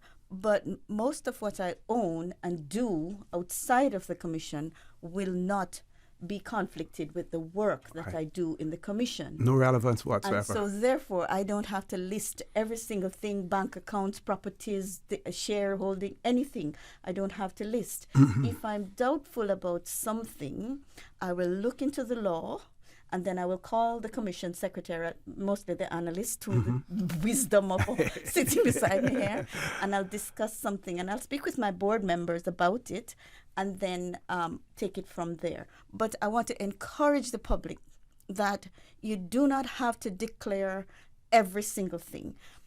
Some of our declarations are just nil. The word nil is in it. It's just nothing there to declare because I feel there's no conflict in my personal things that I'm handling versus on the board that I sit on. So that is an encouragement for persons who may be interested in serving our country on a board or a commission. So that was a comforting piece of information for me when I was about to take on this journey with the commission. So I would encourage that, if persons have interest in the boards, it's not that we want to know everything. We're a country of confidentiality, right? We have banking laws, we have different confidentiality laws in different areas of our practicing. So we want to treat people with the same respect. The commission wants to treat the people with the same respect and hold their things confidential and prevent them from over disclosing things that sometimes. Yes. As Lise mentioned a minute ago, we really do not need to know your bank account details. We do not need your mortgage balances. We do not need to know any of that sort unless you feel that the bank that you're with and you're doing business with that has some conflict with the board that you're sitting on. So that's the only, and even in that case, we do not need your balances. Right. So that's a bit on what you must declare, what you mustn't declare, and the amount of information, and to put the public at ease to say that we are not here to plod and probe through your whole life. We just want to make sure people are accountable and transparency exists, and that certain corruptions and practices are prevented under our commission. Ms. Hurlstone, anything? Yeah, no, I would just re-emphasize exactly what Ms. Sonia said, that the register is held in a high confidentiality.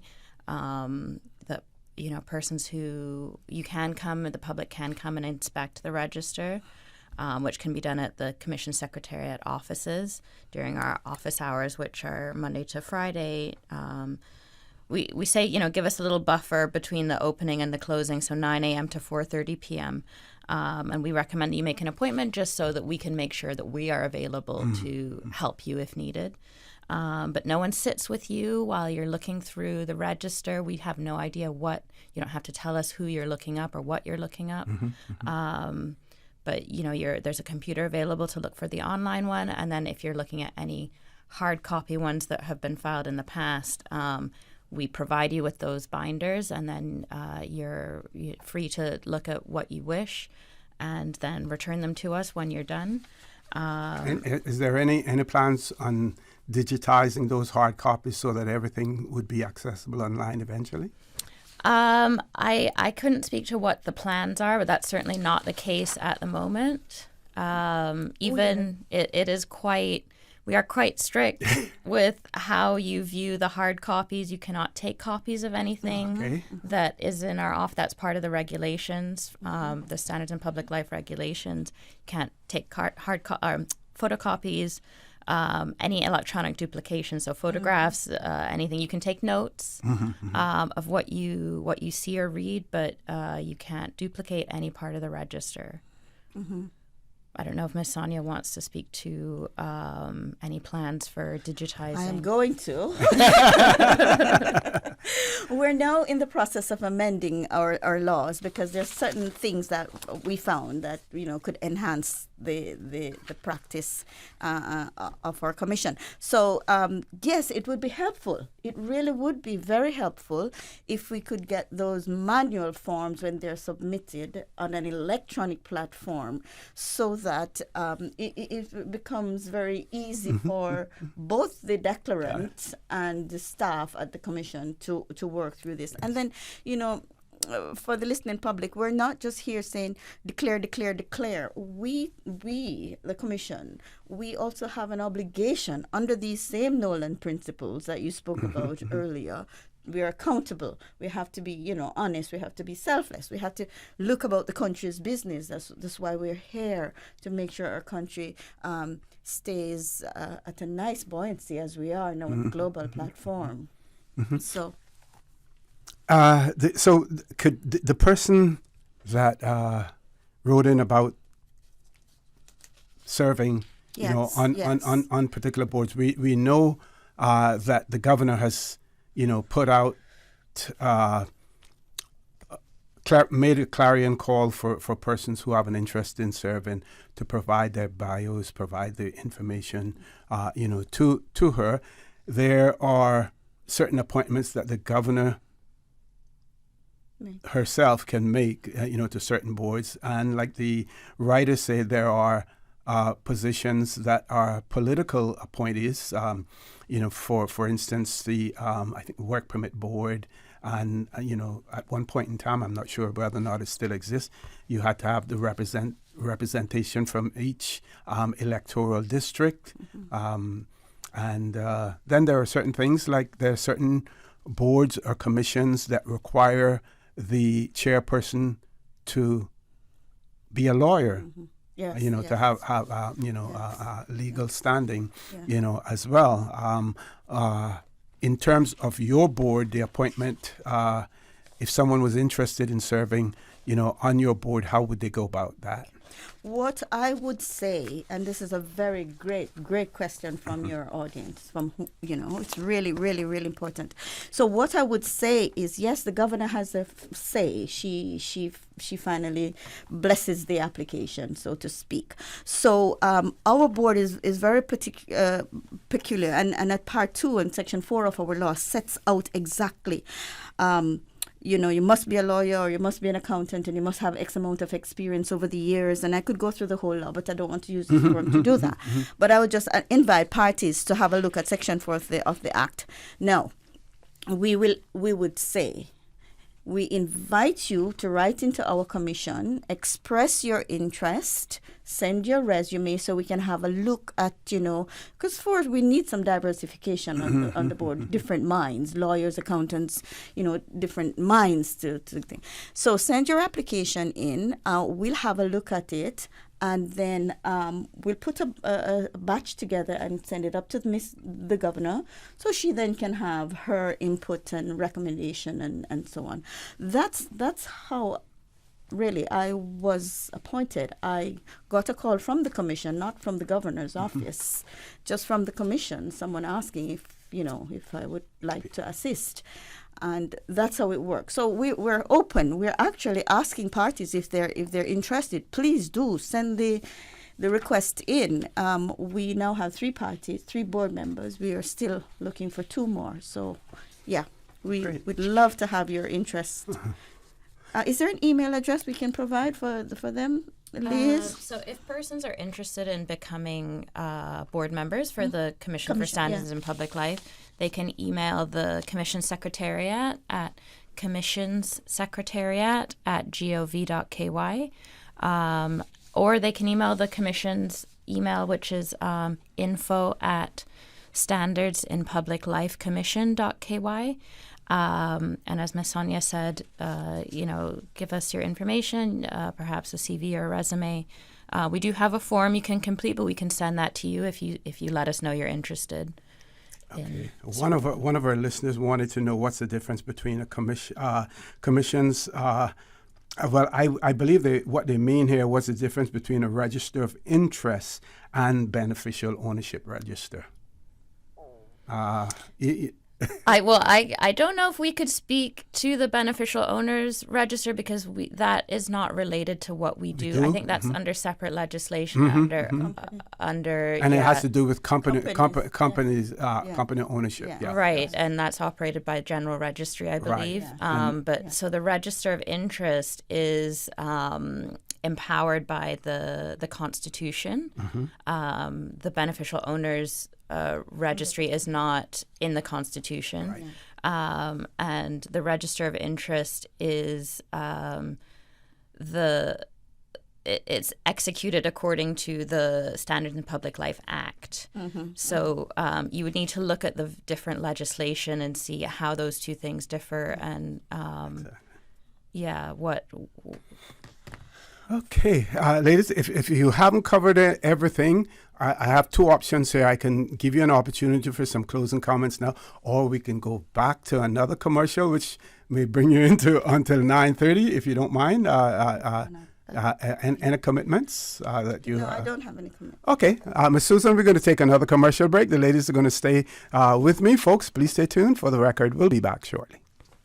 There There you go, sir. Thanks for choosing JN Money Transfer. Boy, thanks to JN Money Transfer, I can stay right here in Cayman and pay mama bills back home in Jamaica.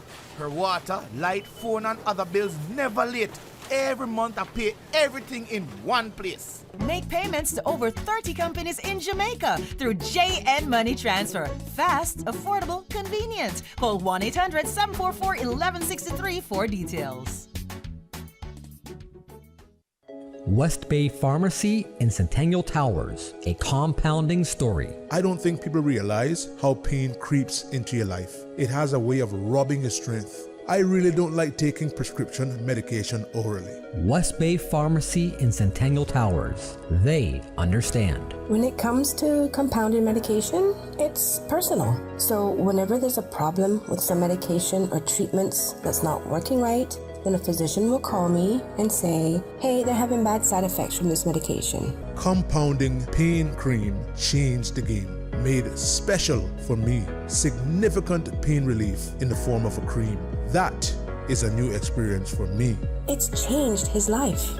It worked. Ask your pharmacist or healthcare provider about compounding at West Bay Pharmacy in Centennial Towers. Call 914-6449. At Kirk's Home Center, we can make your life much better. We got it all together. We got a great deal in store for you. From cookware to stereos, from power tools to plumbing supplies. Yeah, we got the best goods with the best price and a service to make you smile. At Kirk's Home Center, we got a great deal in store for you.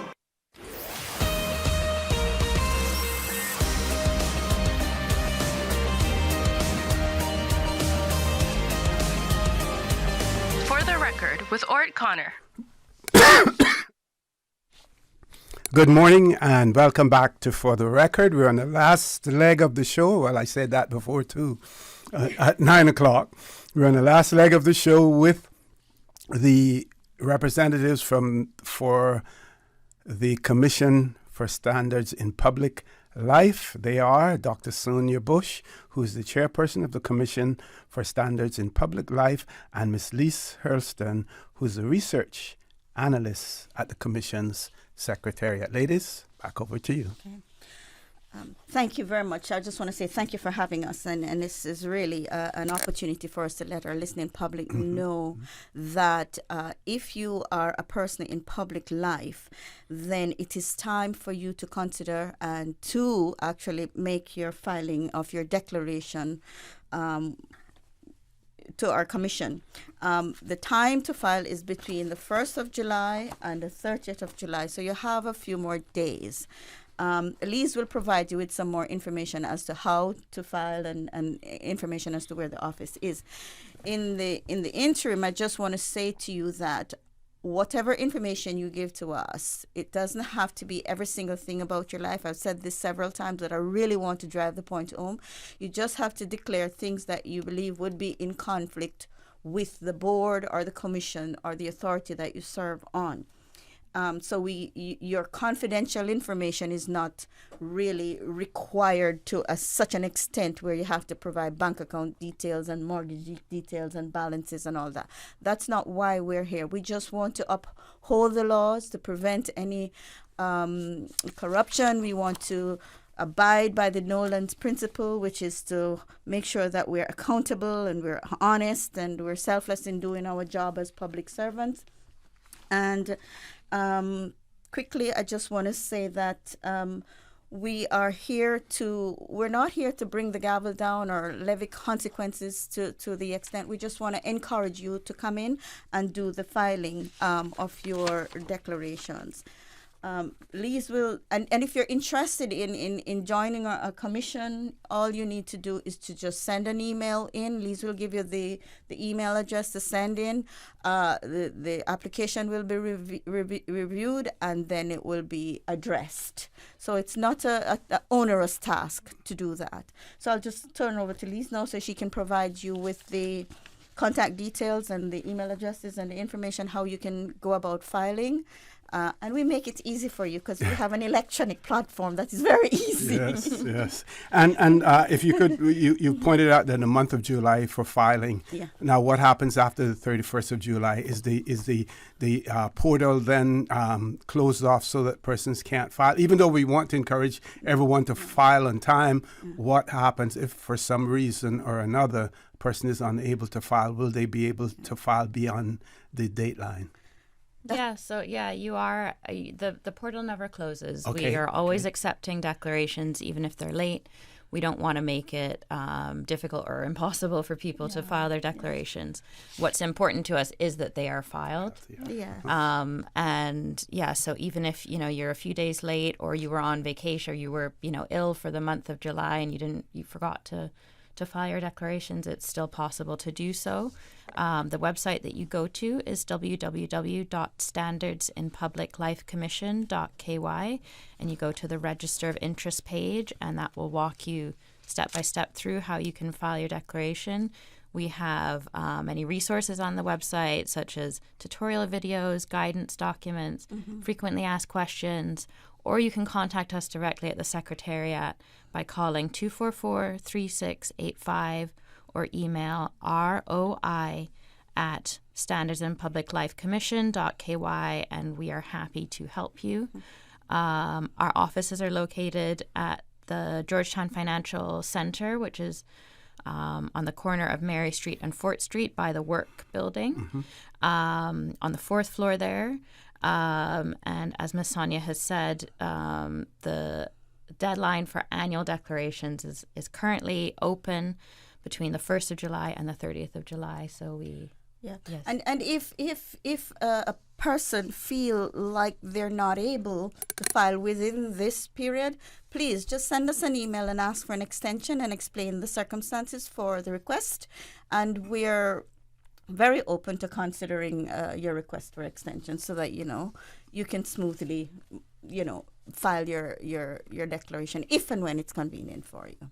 Okay, I want to give both of you an opportunity for some closing comments and anything that you may have missed along the way, as well. We'll start with you, Ms. Hurlstone. Just to say thank you, Mr. Osi, for having us and providing the platform for us to let people be aware of what the Register of Interest is and how to file their declarations. And again, I would just encourage anyone who has any questions or concerns to reach out to us by phone at 244-3685 or by email at roi@standardsinpubliclifecommission.ky. Okay, and Ms. Sonia, if you could include in that how important it is for persons to do perform their civic duties, and if they have something that they can contribute, that they should do so. Yes, that's an excellent point, Mr. Connor. I'll tell you this because we do need people to serve this country. We have a lovely, lovely country. When you look at the global platform, we really do. And I must say, we were just spared by the hurricane. I'm so grateful. So yes, we're making a call to people. Don't be afraid about declaration. We can guide you through what not to declare and what to declare. But yes, we beckon on you to serve your country because this country has given us all a lot. And so that's really needed in this country. Some people serve through churches and different places. But if you have something to bring to help on the commission, on these boards, then your minds are needed. We need great minds to help us through these tasks. I just want to say that the commission is here to enhance democracy, and we're enshrined in the Constitution. So we're not just a makeup commission. We're enshrined in the Constitution just to make sure our country and people in public operations, they conduct themselves in a particular standard based on the Nolan's principle, which you have brought forward, and based on John Major's UK platform. So those things are important because those countries will look at us from their perspective and see how we are performing and compare themselves to ourselves. And it's really important, I believe, this commission to carry on the task that it is doing, and we just invite people to help us to get the task done and to cooperate in filing your ROIs. And if you're interested, please do contact us. We're here. And again, while in the membership of boards and committees, you're looking for, persons with background knowledge in some of those areas. So sometimes it's difficult to avoid the fact that the conflict may exist in on paper. I'm a builder, and I am then put on the planning board for instance. They want me for my knowledge, and at the same time, that knowledge, it doesn't conflict at all with the fact that I own or run a business that is closely related, because the opportunities are there for me to declare that interest, to recuse myself. So they're still able to bank on my knowledge and my experience, and not let my involvement in a company conflict with what is taking place in terms of decision making. Yes, the opportunity is right. We're sitting in the boardroom, and if you're on the board and you really see something coming in front of you, instantly you have an opportunity to say, you know what, I'm conflicted here. I'm just seeking to recuse myself. And this is an honorable thing to do, because what you don't want to happen is to sit on that board, make the decision on that matter in front of you, and lo and behold, it is discovered that you had a conflict. Then that decision will be null and void, and then you will be held accountable, and it will not go well. So we have an opportunity to serve. We have the opportunity to declare our conflicts, and we don't have to write down everything on the declaration form. Precisely.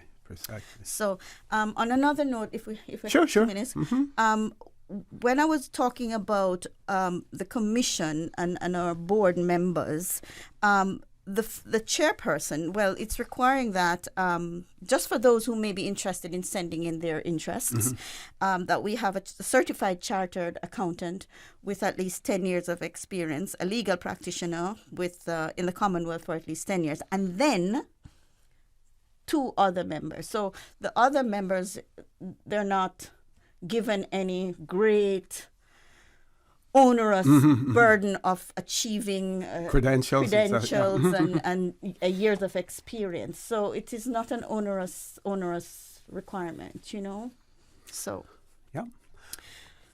We welcome that, and we're very grateful for this opportunity, Mr. Connor. I was just speaking with Lise a few days ago that we really do need to educate the people on this register of interest, but we also need to educate everyone on this commission and what we do and how we're trying to serve the country and keep the country in a very upscale and reputable that is important state, especially in the global forum, because there are entities out there that actually rank countries based on transparency and all those things as well. There are other integrity commissions around the Caribbean, and you will see of them, and sometimes they lean into us for our know-how.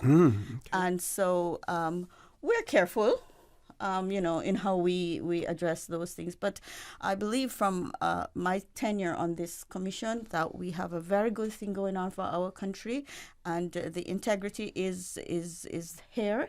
When the 1 or 2 things happen, the commission gets the complaints, and we do handle them with very, very detail and care. So folks, those of you out there who are listening, they still need at least 2 more members, and send in your bios, send in your information. You all, when you get the opportunity, talk about holding people accountable and everything else. Here's your opportunity to serve on a commission.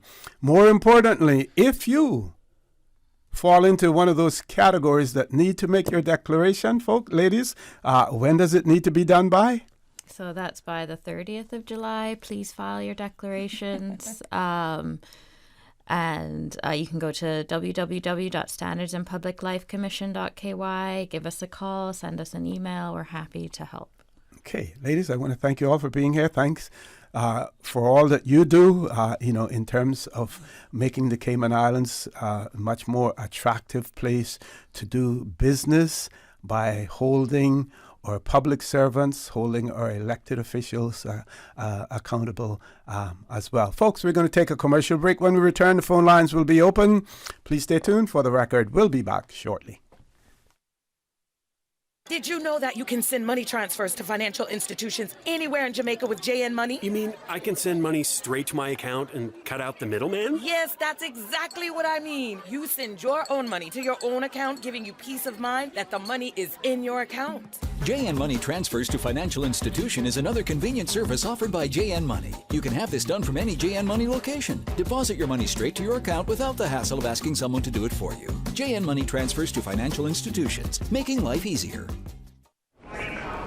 You know who this is? That same old girl that went to Hollywood and Panama? Well, guess what? The fun ain't done yet. Because this year, I'm going to country concerts in Denver. I got kick up my heels in Times Square. I got keep living the dream with Cayman Airways. We so blessed to have them. I tell you what though, this old girl's feeling younger than ever. Make your travel dreams come true with Cayman Airways, offering international non-stop flights from Cayman to New York, Miami, Tampa, Denver, Los Angeles, Panama, Kingston, Mobay, La Ceiba, and Havana. Enjoy free rum punch, free in-flight entertainment, free seat selection, and free meals on select flights. Call 949-2311, contact a travel agent, or visit CaymanAirways.com. So much happening so fast, too much. It is hard for me to follow my health care instructions. The private counseling with West Bay Pharmacy literally saved my life. At West Bay Pharmacy, we know how complex medications can be. Our pharmacists are delighted to offer you personalized one-on-one healthcare counseling, free medication review, therapeutic callbacks, and we will liaise with your physician to ensure you receive the best in quality medical care. Quality of life has a whole new meaning with the right pharmacy to support you. Thank you, West Bay Pharmacy. West Bay Pharmacy in Centennial Towers. Convenient quality care is just around the corner. Now you can WhatsApp your West Bay Pharmacy prescriptions to 516-0777. Tune in every Monday through Friday at 12 p.m. for Radio Cayman's Midday Newscast. Radio Cayman, the People's Station, your trusted official source for the latest news. The 12 p.m. news is proudly brought to you by Health City Cayman Islands. World-class healthcare within your reach.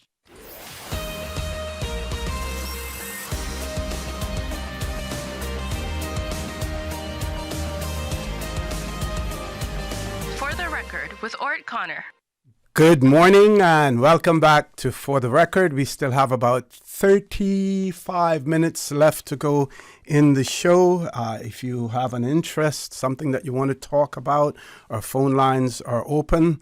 Our numbers 949-8037, 949-6990, or WhatsApp number 925-3261 as well. That was a very interesting conversation. This morning we hear people sometimes call in or send WhatsApp messages about, corruption and this and the other. That was an opportunity for you to, to express your feelings, as well, and how interesting, how important these things are. We have a caller, but before we go to the caller, I just want to add this caveat, to it as well. Share this with you. It says that one of the talking about the surefire way to keep a register of interests. Says, and the introduction to that is that one of the fundamental responsibilities of employees working in different organizations, such as government, institutions, non-profits, large enterprises, and major listed companies, is to always act in the best interest of the organization. Moreover, they are required to unequivocally strive to further the goals and objectives of the said organization without favor, malice, or ill will. However, there may be times when employees' personal interest conflict with an organization's common good, leading to a lack of public trust, misuse of labor resources, reputational damage, non-compliance, penalties, etc. That is why when you step into these meeting rooms, these committee rooms, these board rooms, you have to leave your personal views, your personal biases, you have to leave them at the door. Leave them outside, because you have to deal with the issues at hand. And your personal knowledge about an individual or an incident, unless it is supported by evidence, should not enter into the conversation. More times than not, we find that board members do not leave their personal feelings, their personal views at the door. And that, folks, could lead to perceived conflicts, could lead to reputational damage, and all of those other things as well. We do have a caller. Let's grab the caller. Caller, good morning. Welcome to For the Record. Good morning, OC. Hey, good morning. Good morning. Yeah, listen now, that's been going on for a long time. People make reference to the fact that, that was political. It's not too many things in Cayman OC that is political. Everything is personal. Personal, and that's going to be hard for them to leave their personality or their personal feeling at the door when they're having to deal with an issue. Because I hear many comments from many people who sit on boards who are saying, yeah, I remember when so-and-so and so-and-so. So, yeah, it's all personal in Cayman. Everything is personal. So, but what I really call for, all this money we're spending on plywood. And it's year after year. And the same person that got plywood last year got plywood again this year. So I had a conversation yesterday with an MP. I tell him what you should do now that the people still have their plywood, now that they still have it, identify people within its constituents, their little carpentry skills, and we take the plywood and we cut it to fit on the inside of the windows. And we get the fiberglass resin and paint it, and so we can paint the edge as well, that water don't get into it. And then we take the oil paint and paint them up nice. And then we put these, the old-time latches we had with the little piston. You can push it up into a little hole, and then you lock it down. We use them to and fasten them to it, and they'll be very easy. Even the problem homeowner can go out whenever necessary and take them and put them up and just latch it, just put the latch in a little hole that will remain there throughout the years, and then they can find somewhere to store them. And then, we don't have to, we'll be saving money. We'll be giving one of the little guys in the community a little work to also do that. So then we won't have this panicking, everybody running around, because I was out there with Minister Bryan, and everybody was panicking at the last about they're not getting their plywood and the likes. And then when you go and deliver, they ask you who gonna nail it up. And then a lot of people that nail it up, when they rip it off, they rip off the plaster off their house. Then they got to go back and repair that. And I think that would be a nice little project from the start. I mean, it's very hard to everybody to get shutters, but now that we do have plywood, let's get it organized before the next system, comes through our area.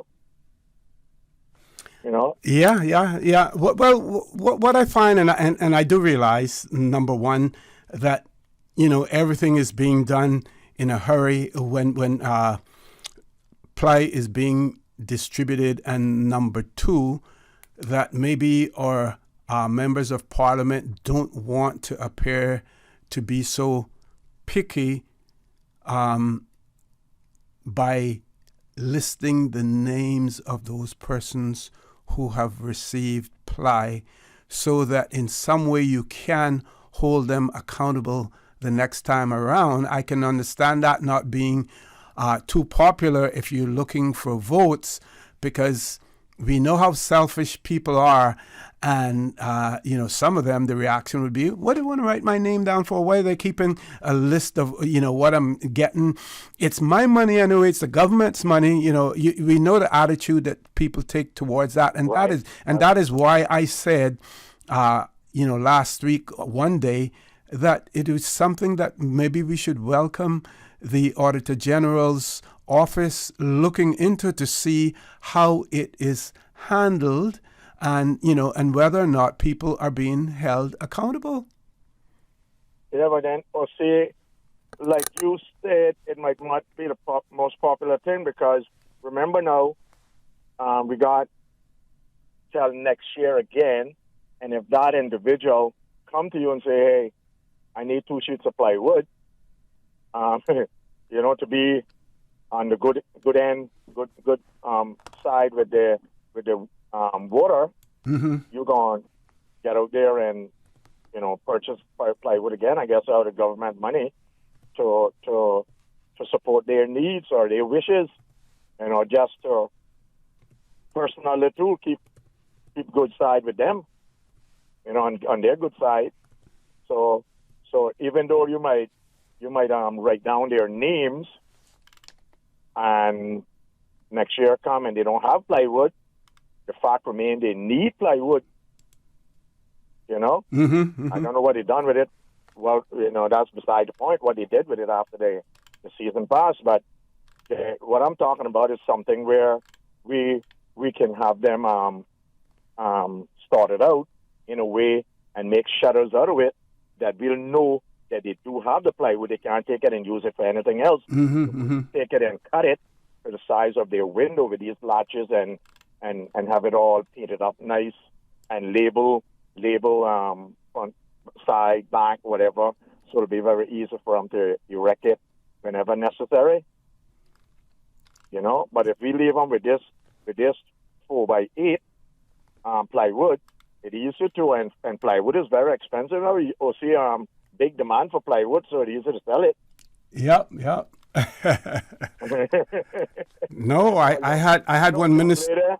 A young lady had 5 windows and she wanted 15. Yeah. 15 sheets, And I had one minister who related the fact that that someone wanted the plywood because they wanted to build a pump house. Yeah.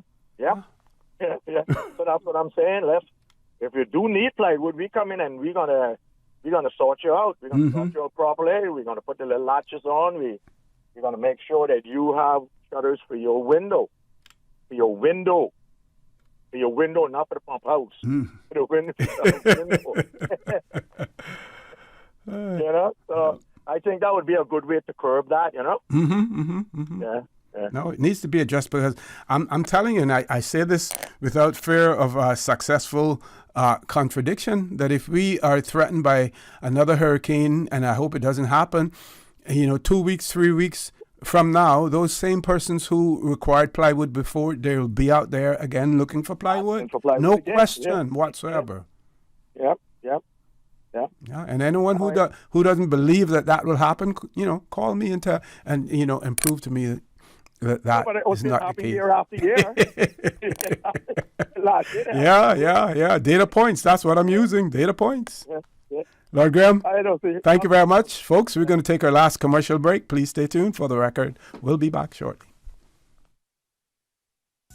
At Doctors Hospital, we know life happens. and usually when you least expect it. So when unexpected medical issues arise, you need quality care close to home. Located in the heart of Georgetown, our accomplished team of physicians and medical staff treat minor urgent conditions such as migraines, chest and abdominal pain, shortness of breath, burns, broken bones, open wounds, and more. 24 hours, 7 days a week with no appointment necessary. Peace of mind is important when life happens. At Doctors Hospital, we're always here just for you. Need to speak to someone? Call 949-6066.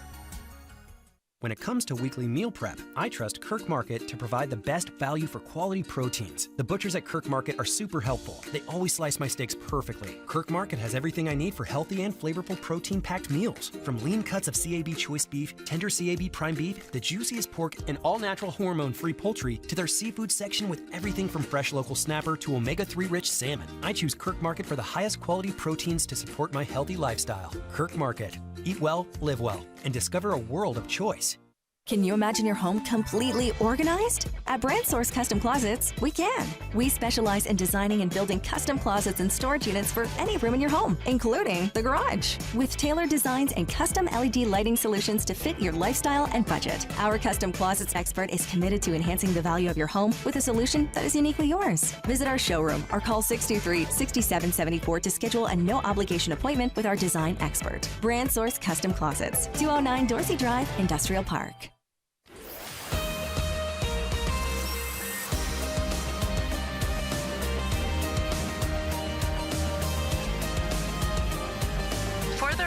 With Orrett Connor.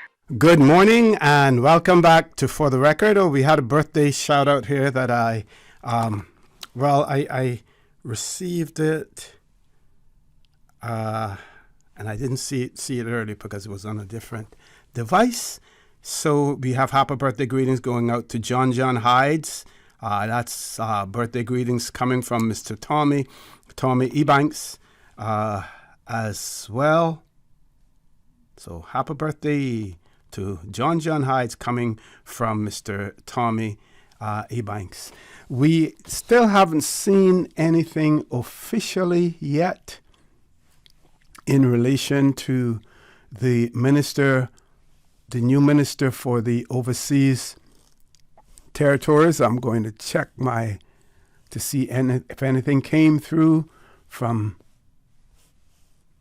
government press releases recently. Nothing yet. But like I pointed out earlier, that the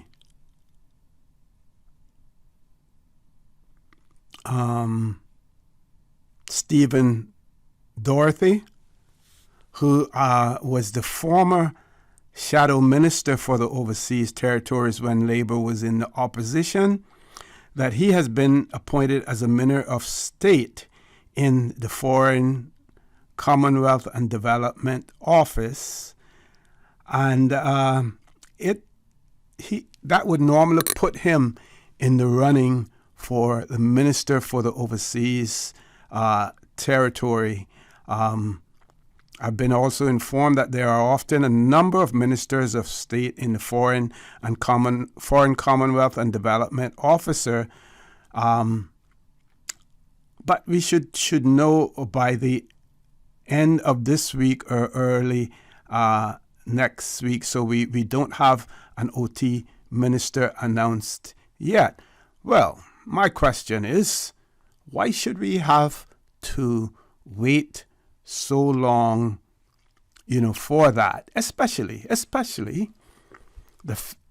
due to the fact that we are in the hurricane season and any new minister should be visiting the overseas territories at this point in time as well. So while, some may rile over the fact that we are an overseas territory to begin with.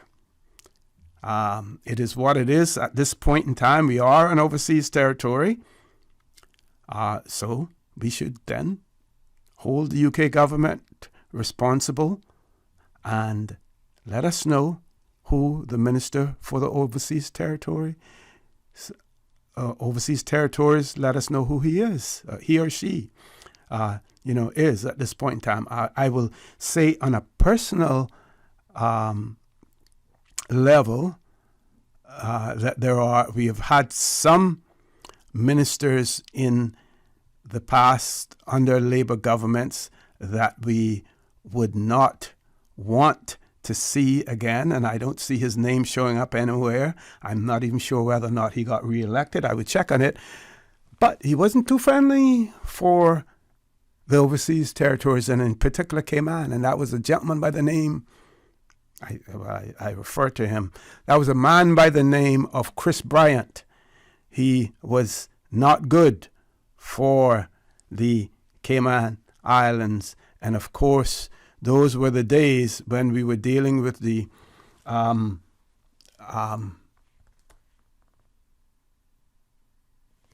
tax holding issues. Chris Bryant, he was prepared to throw us to the wolves.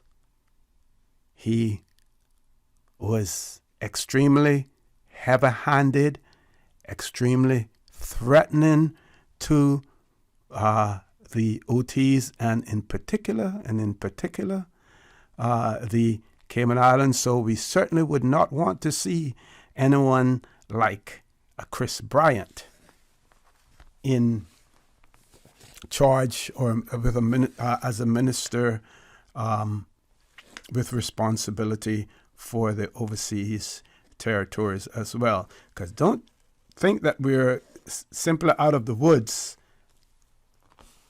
because we have a change, in government. Yes, their approach is likely to be, quite different, but there will be certain challenges that the United Kingdom will not be able to shield us from.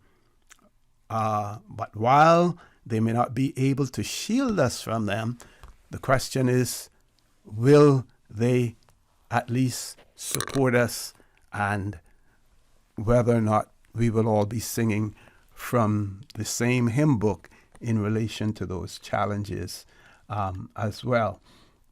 So the BBC has pointed out, I believe that there may have already been some, bear with me there for the silence, there may be still some issues that are faced. Here we see Thornberry dropped as new ministers announced. So the long-time shadow cabinet, come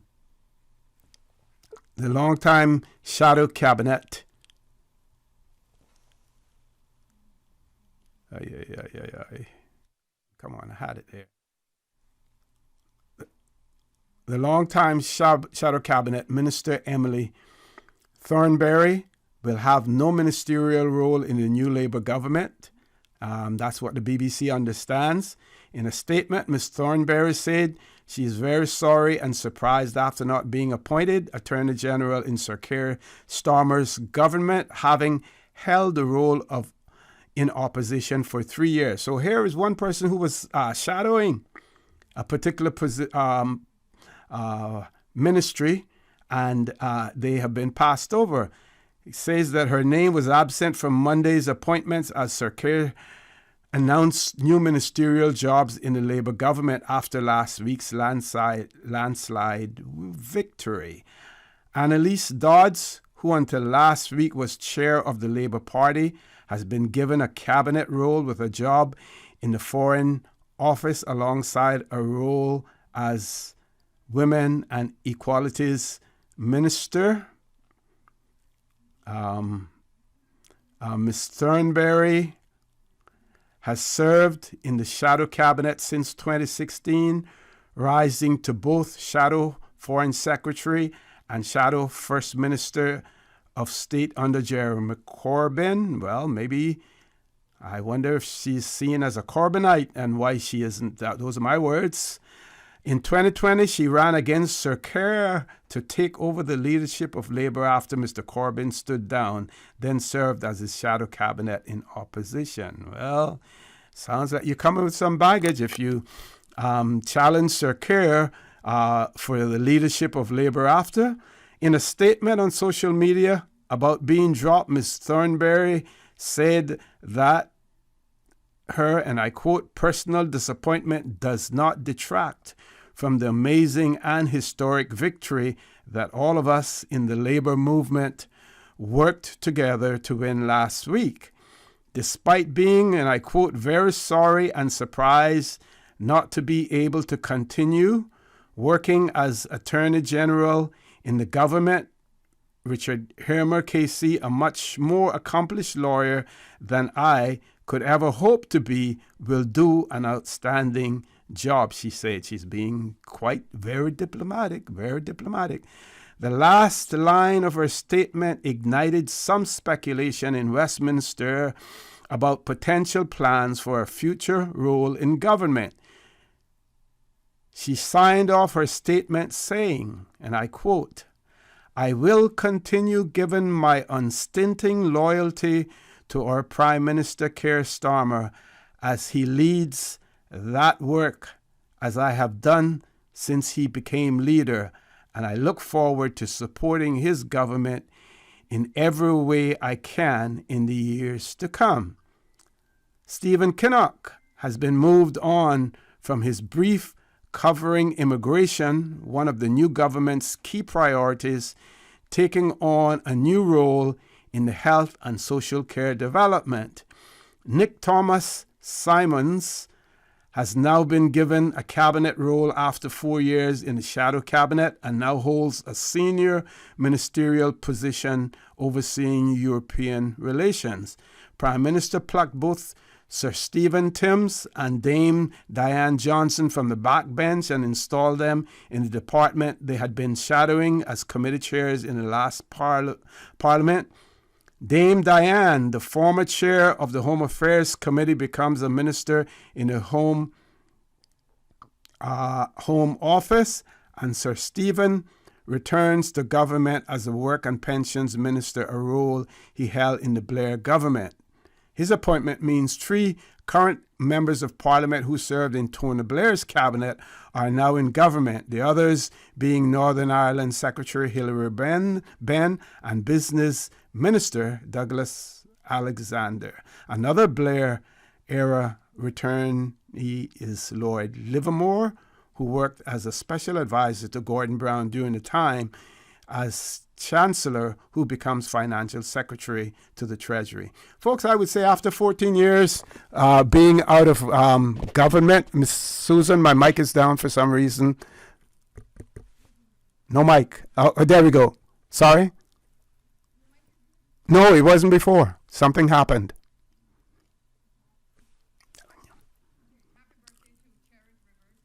Okay, Cherith Rivers, happy birthday to Cherith Rivers today. Go ahead. And belated happy birthday to D'Angelo Rivers from your Uncle Danny Banks. Okay, thank you. Thank you very much for that, folks. We've reached that time of the day, 10 o'clock. I want to thank you. I want to thank Dr.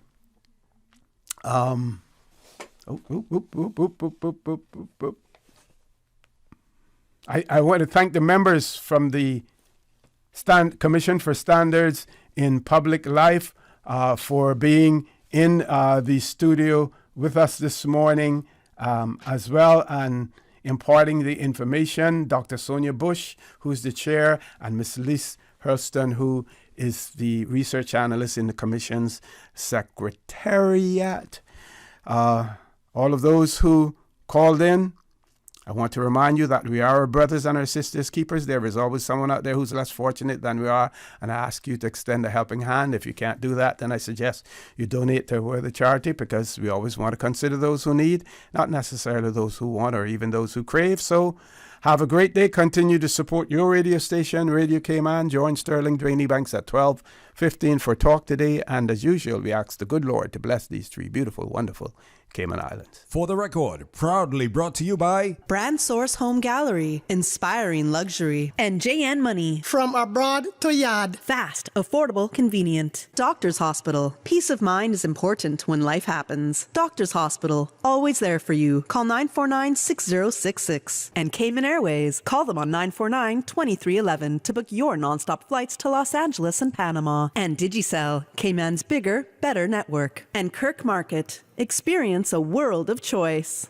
If they are talking about us, living in your head rent-free all this time, we must be relevant. Radio Cayman.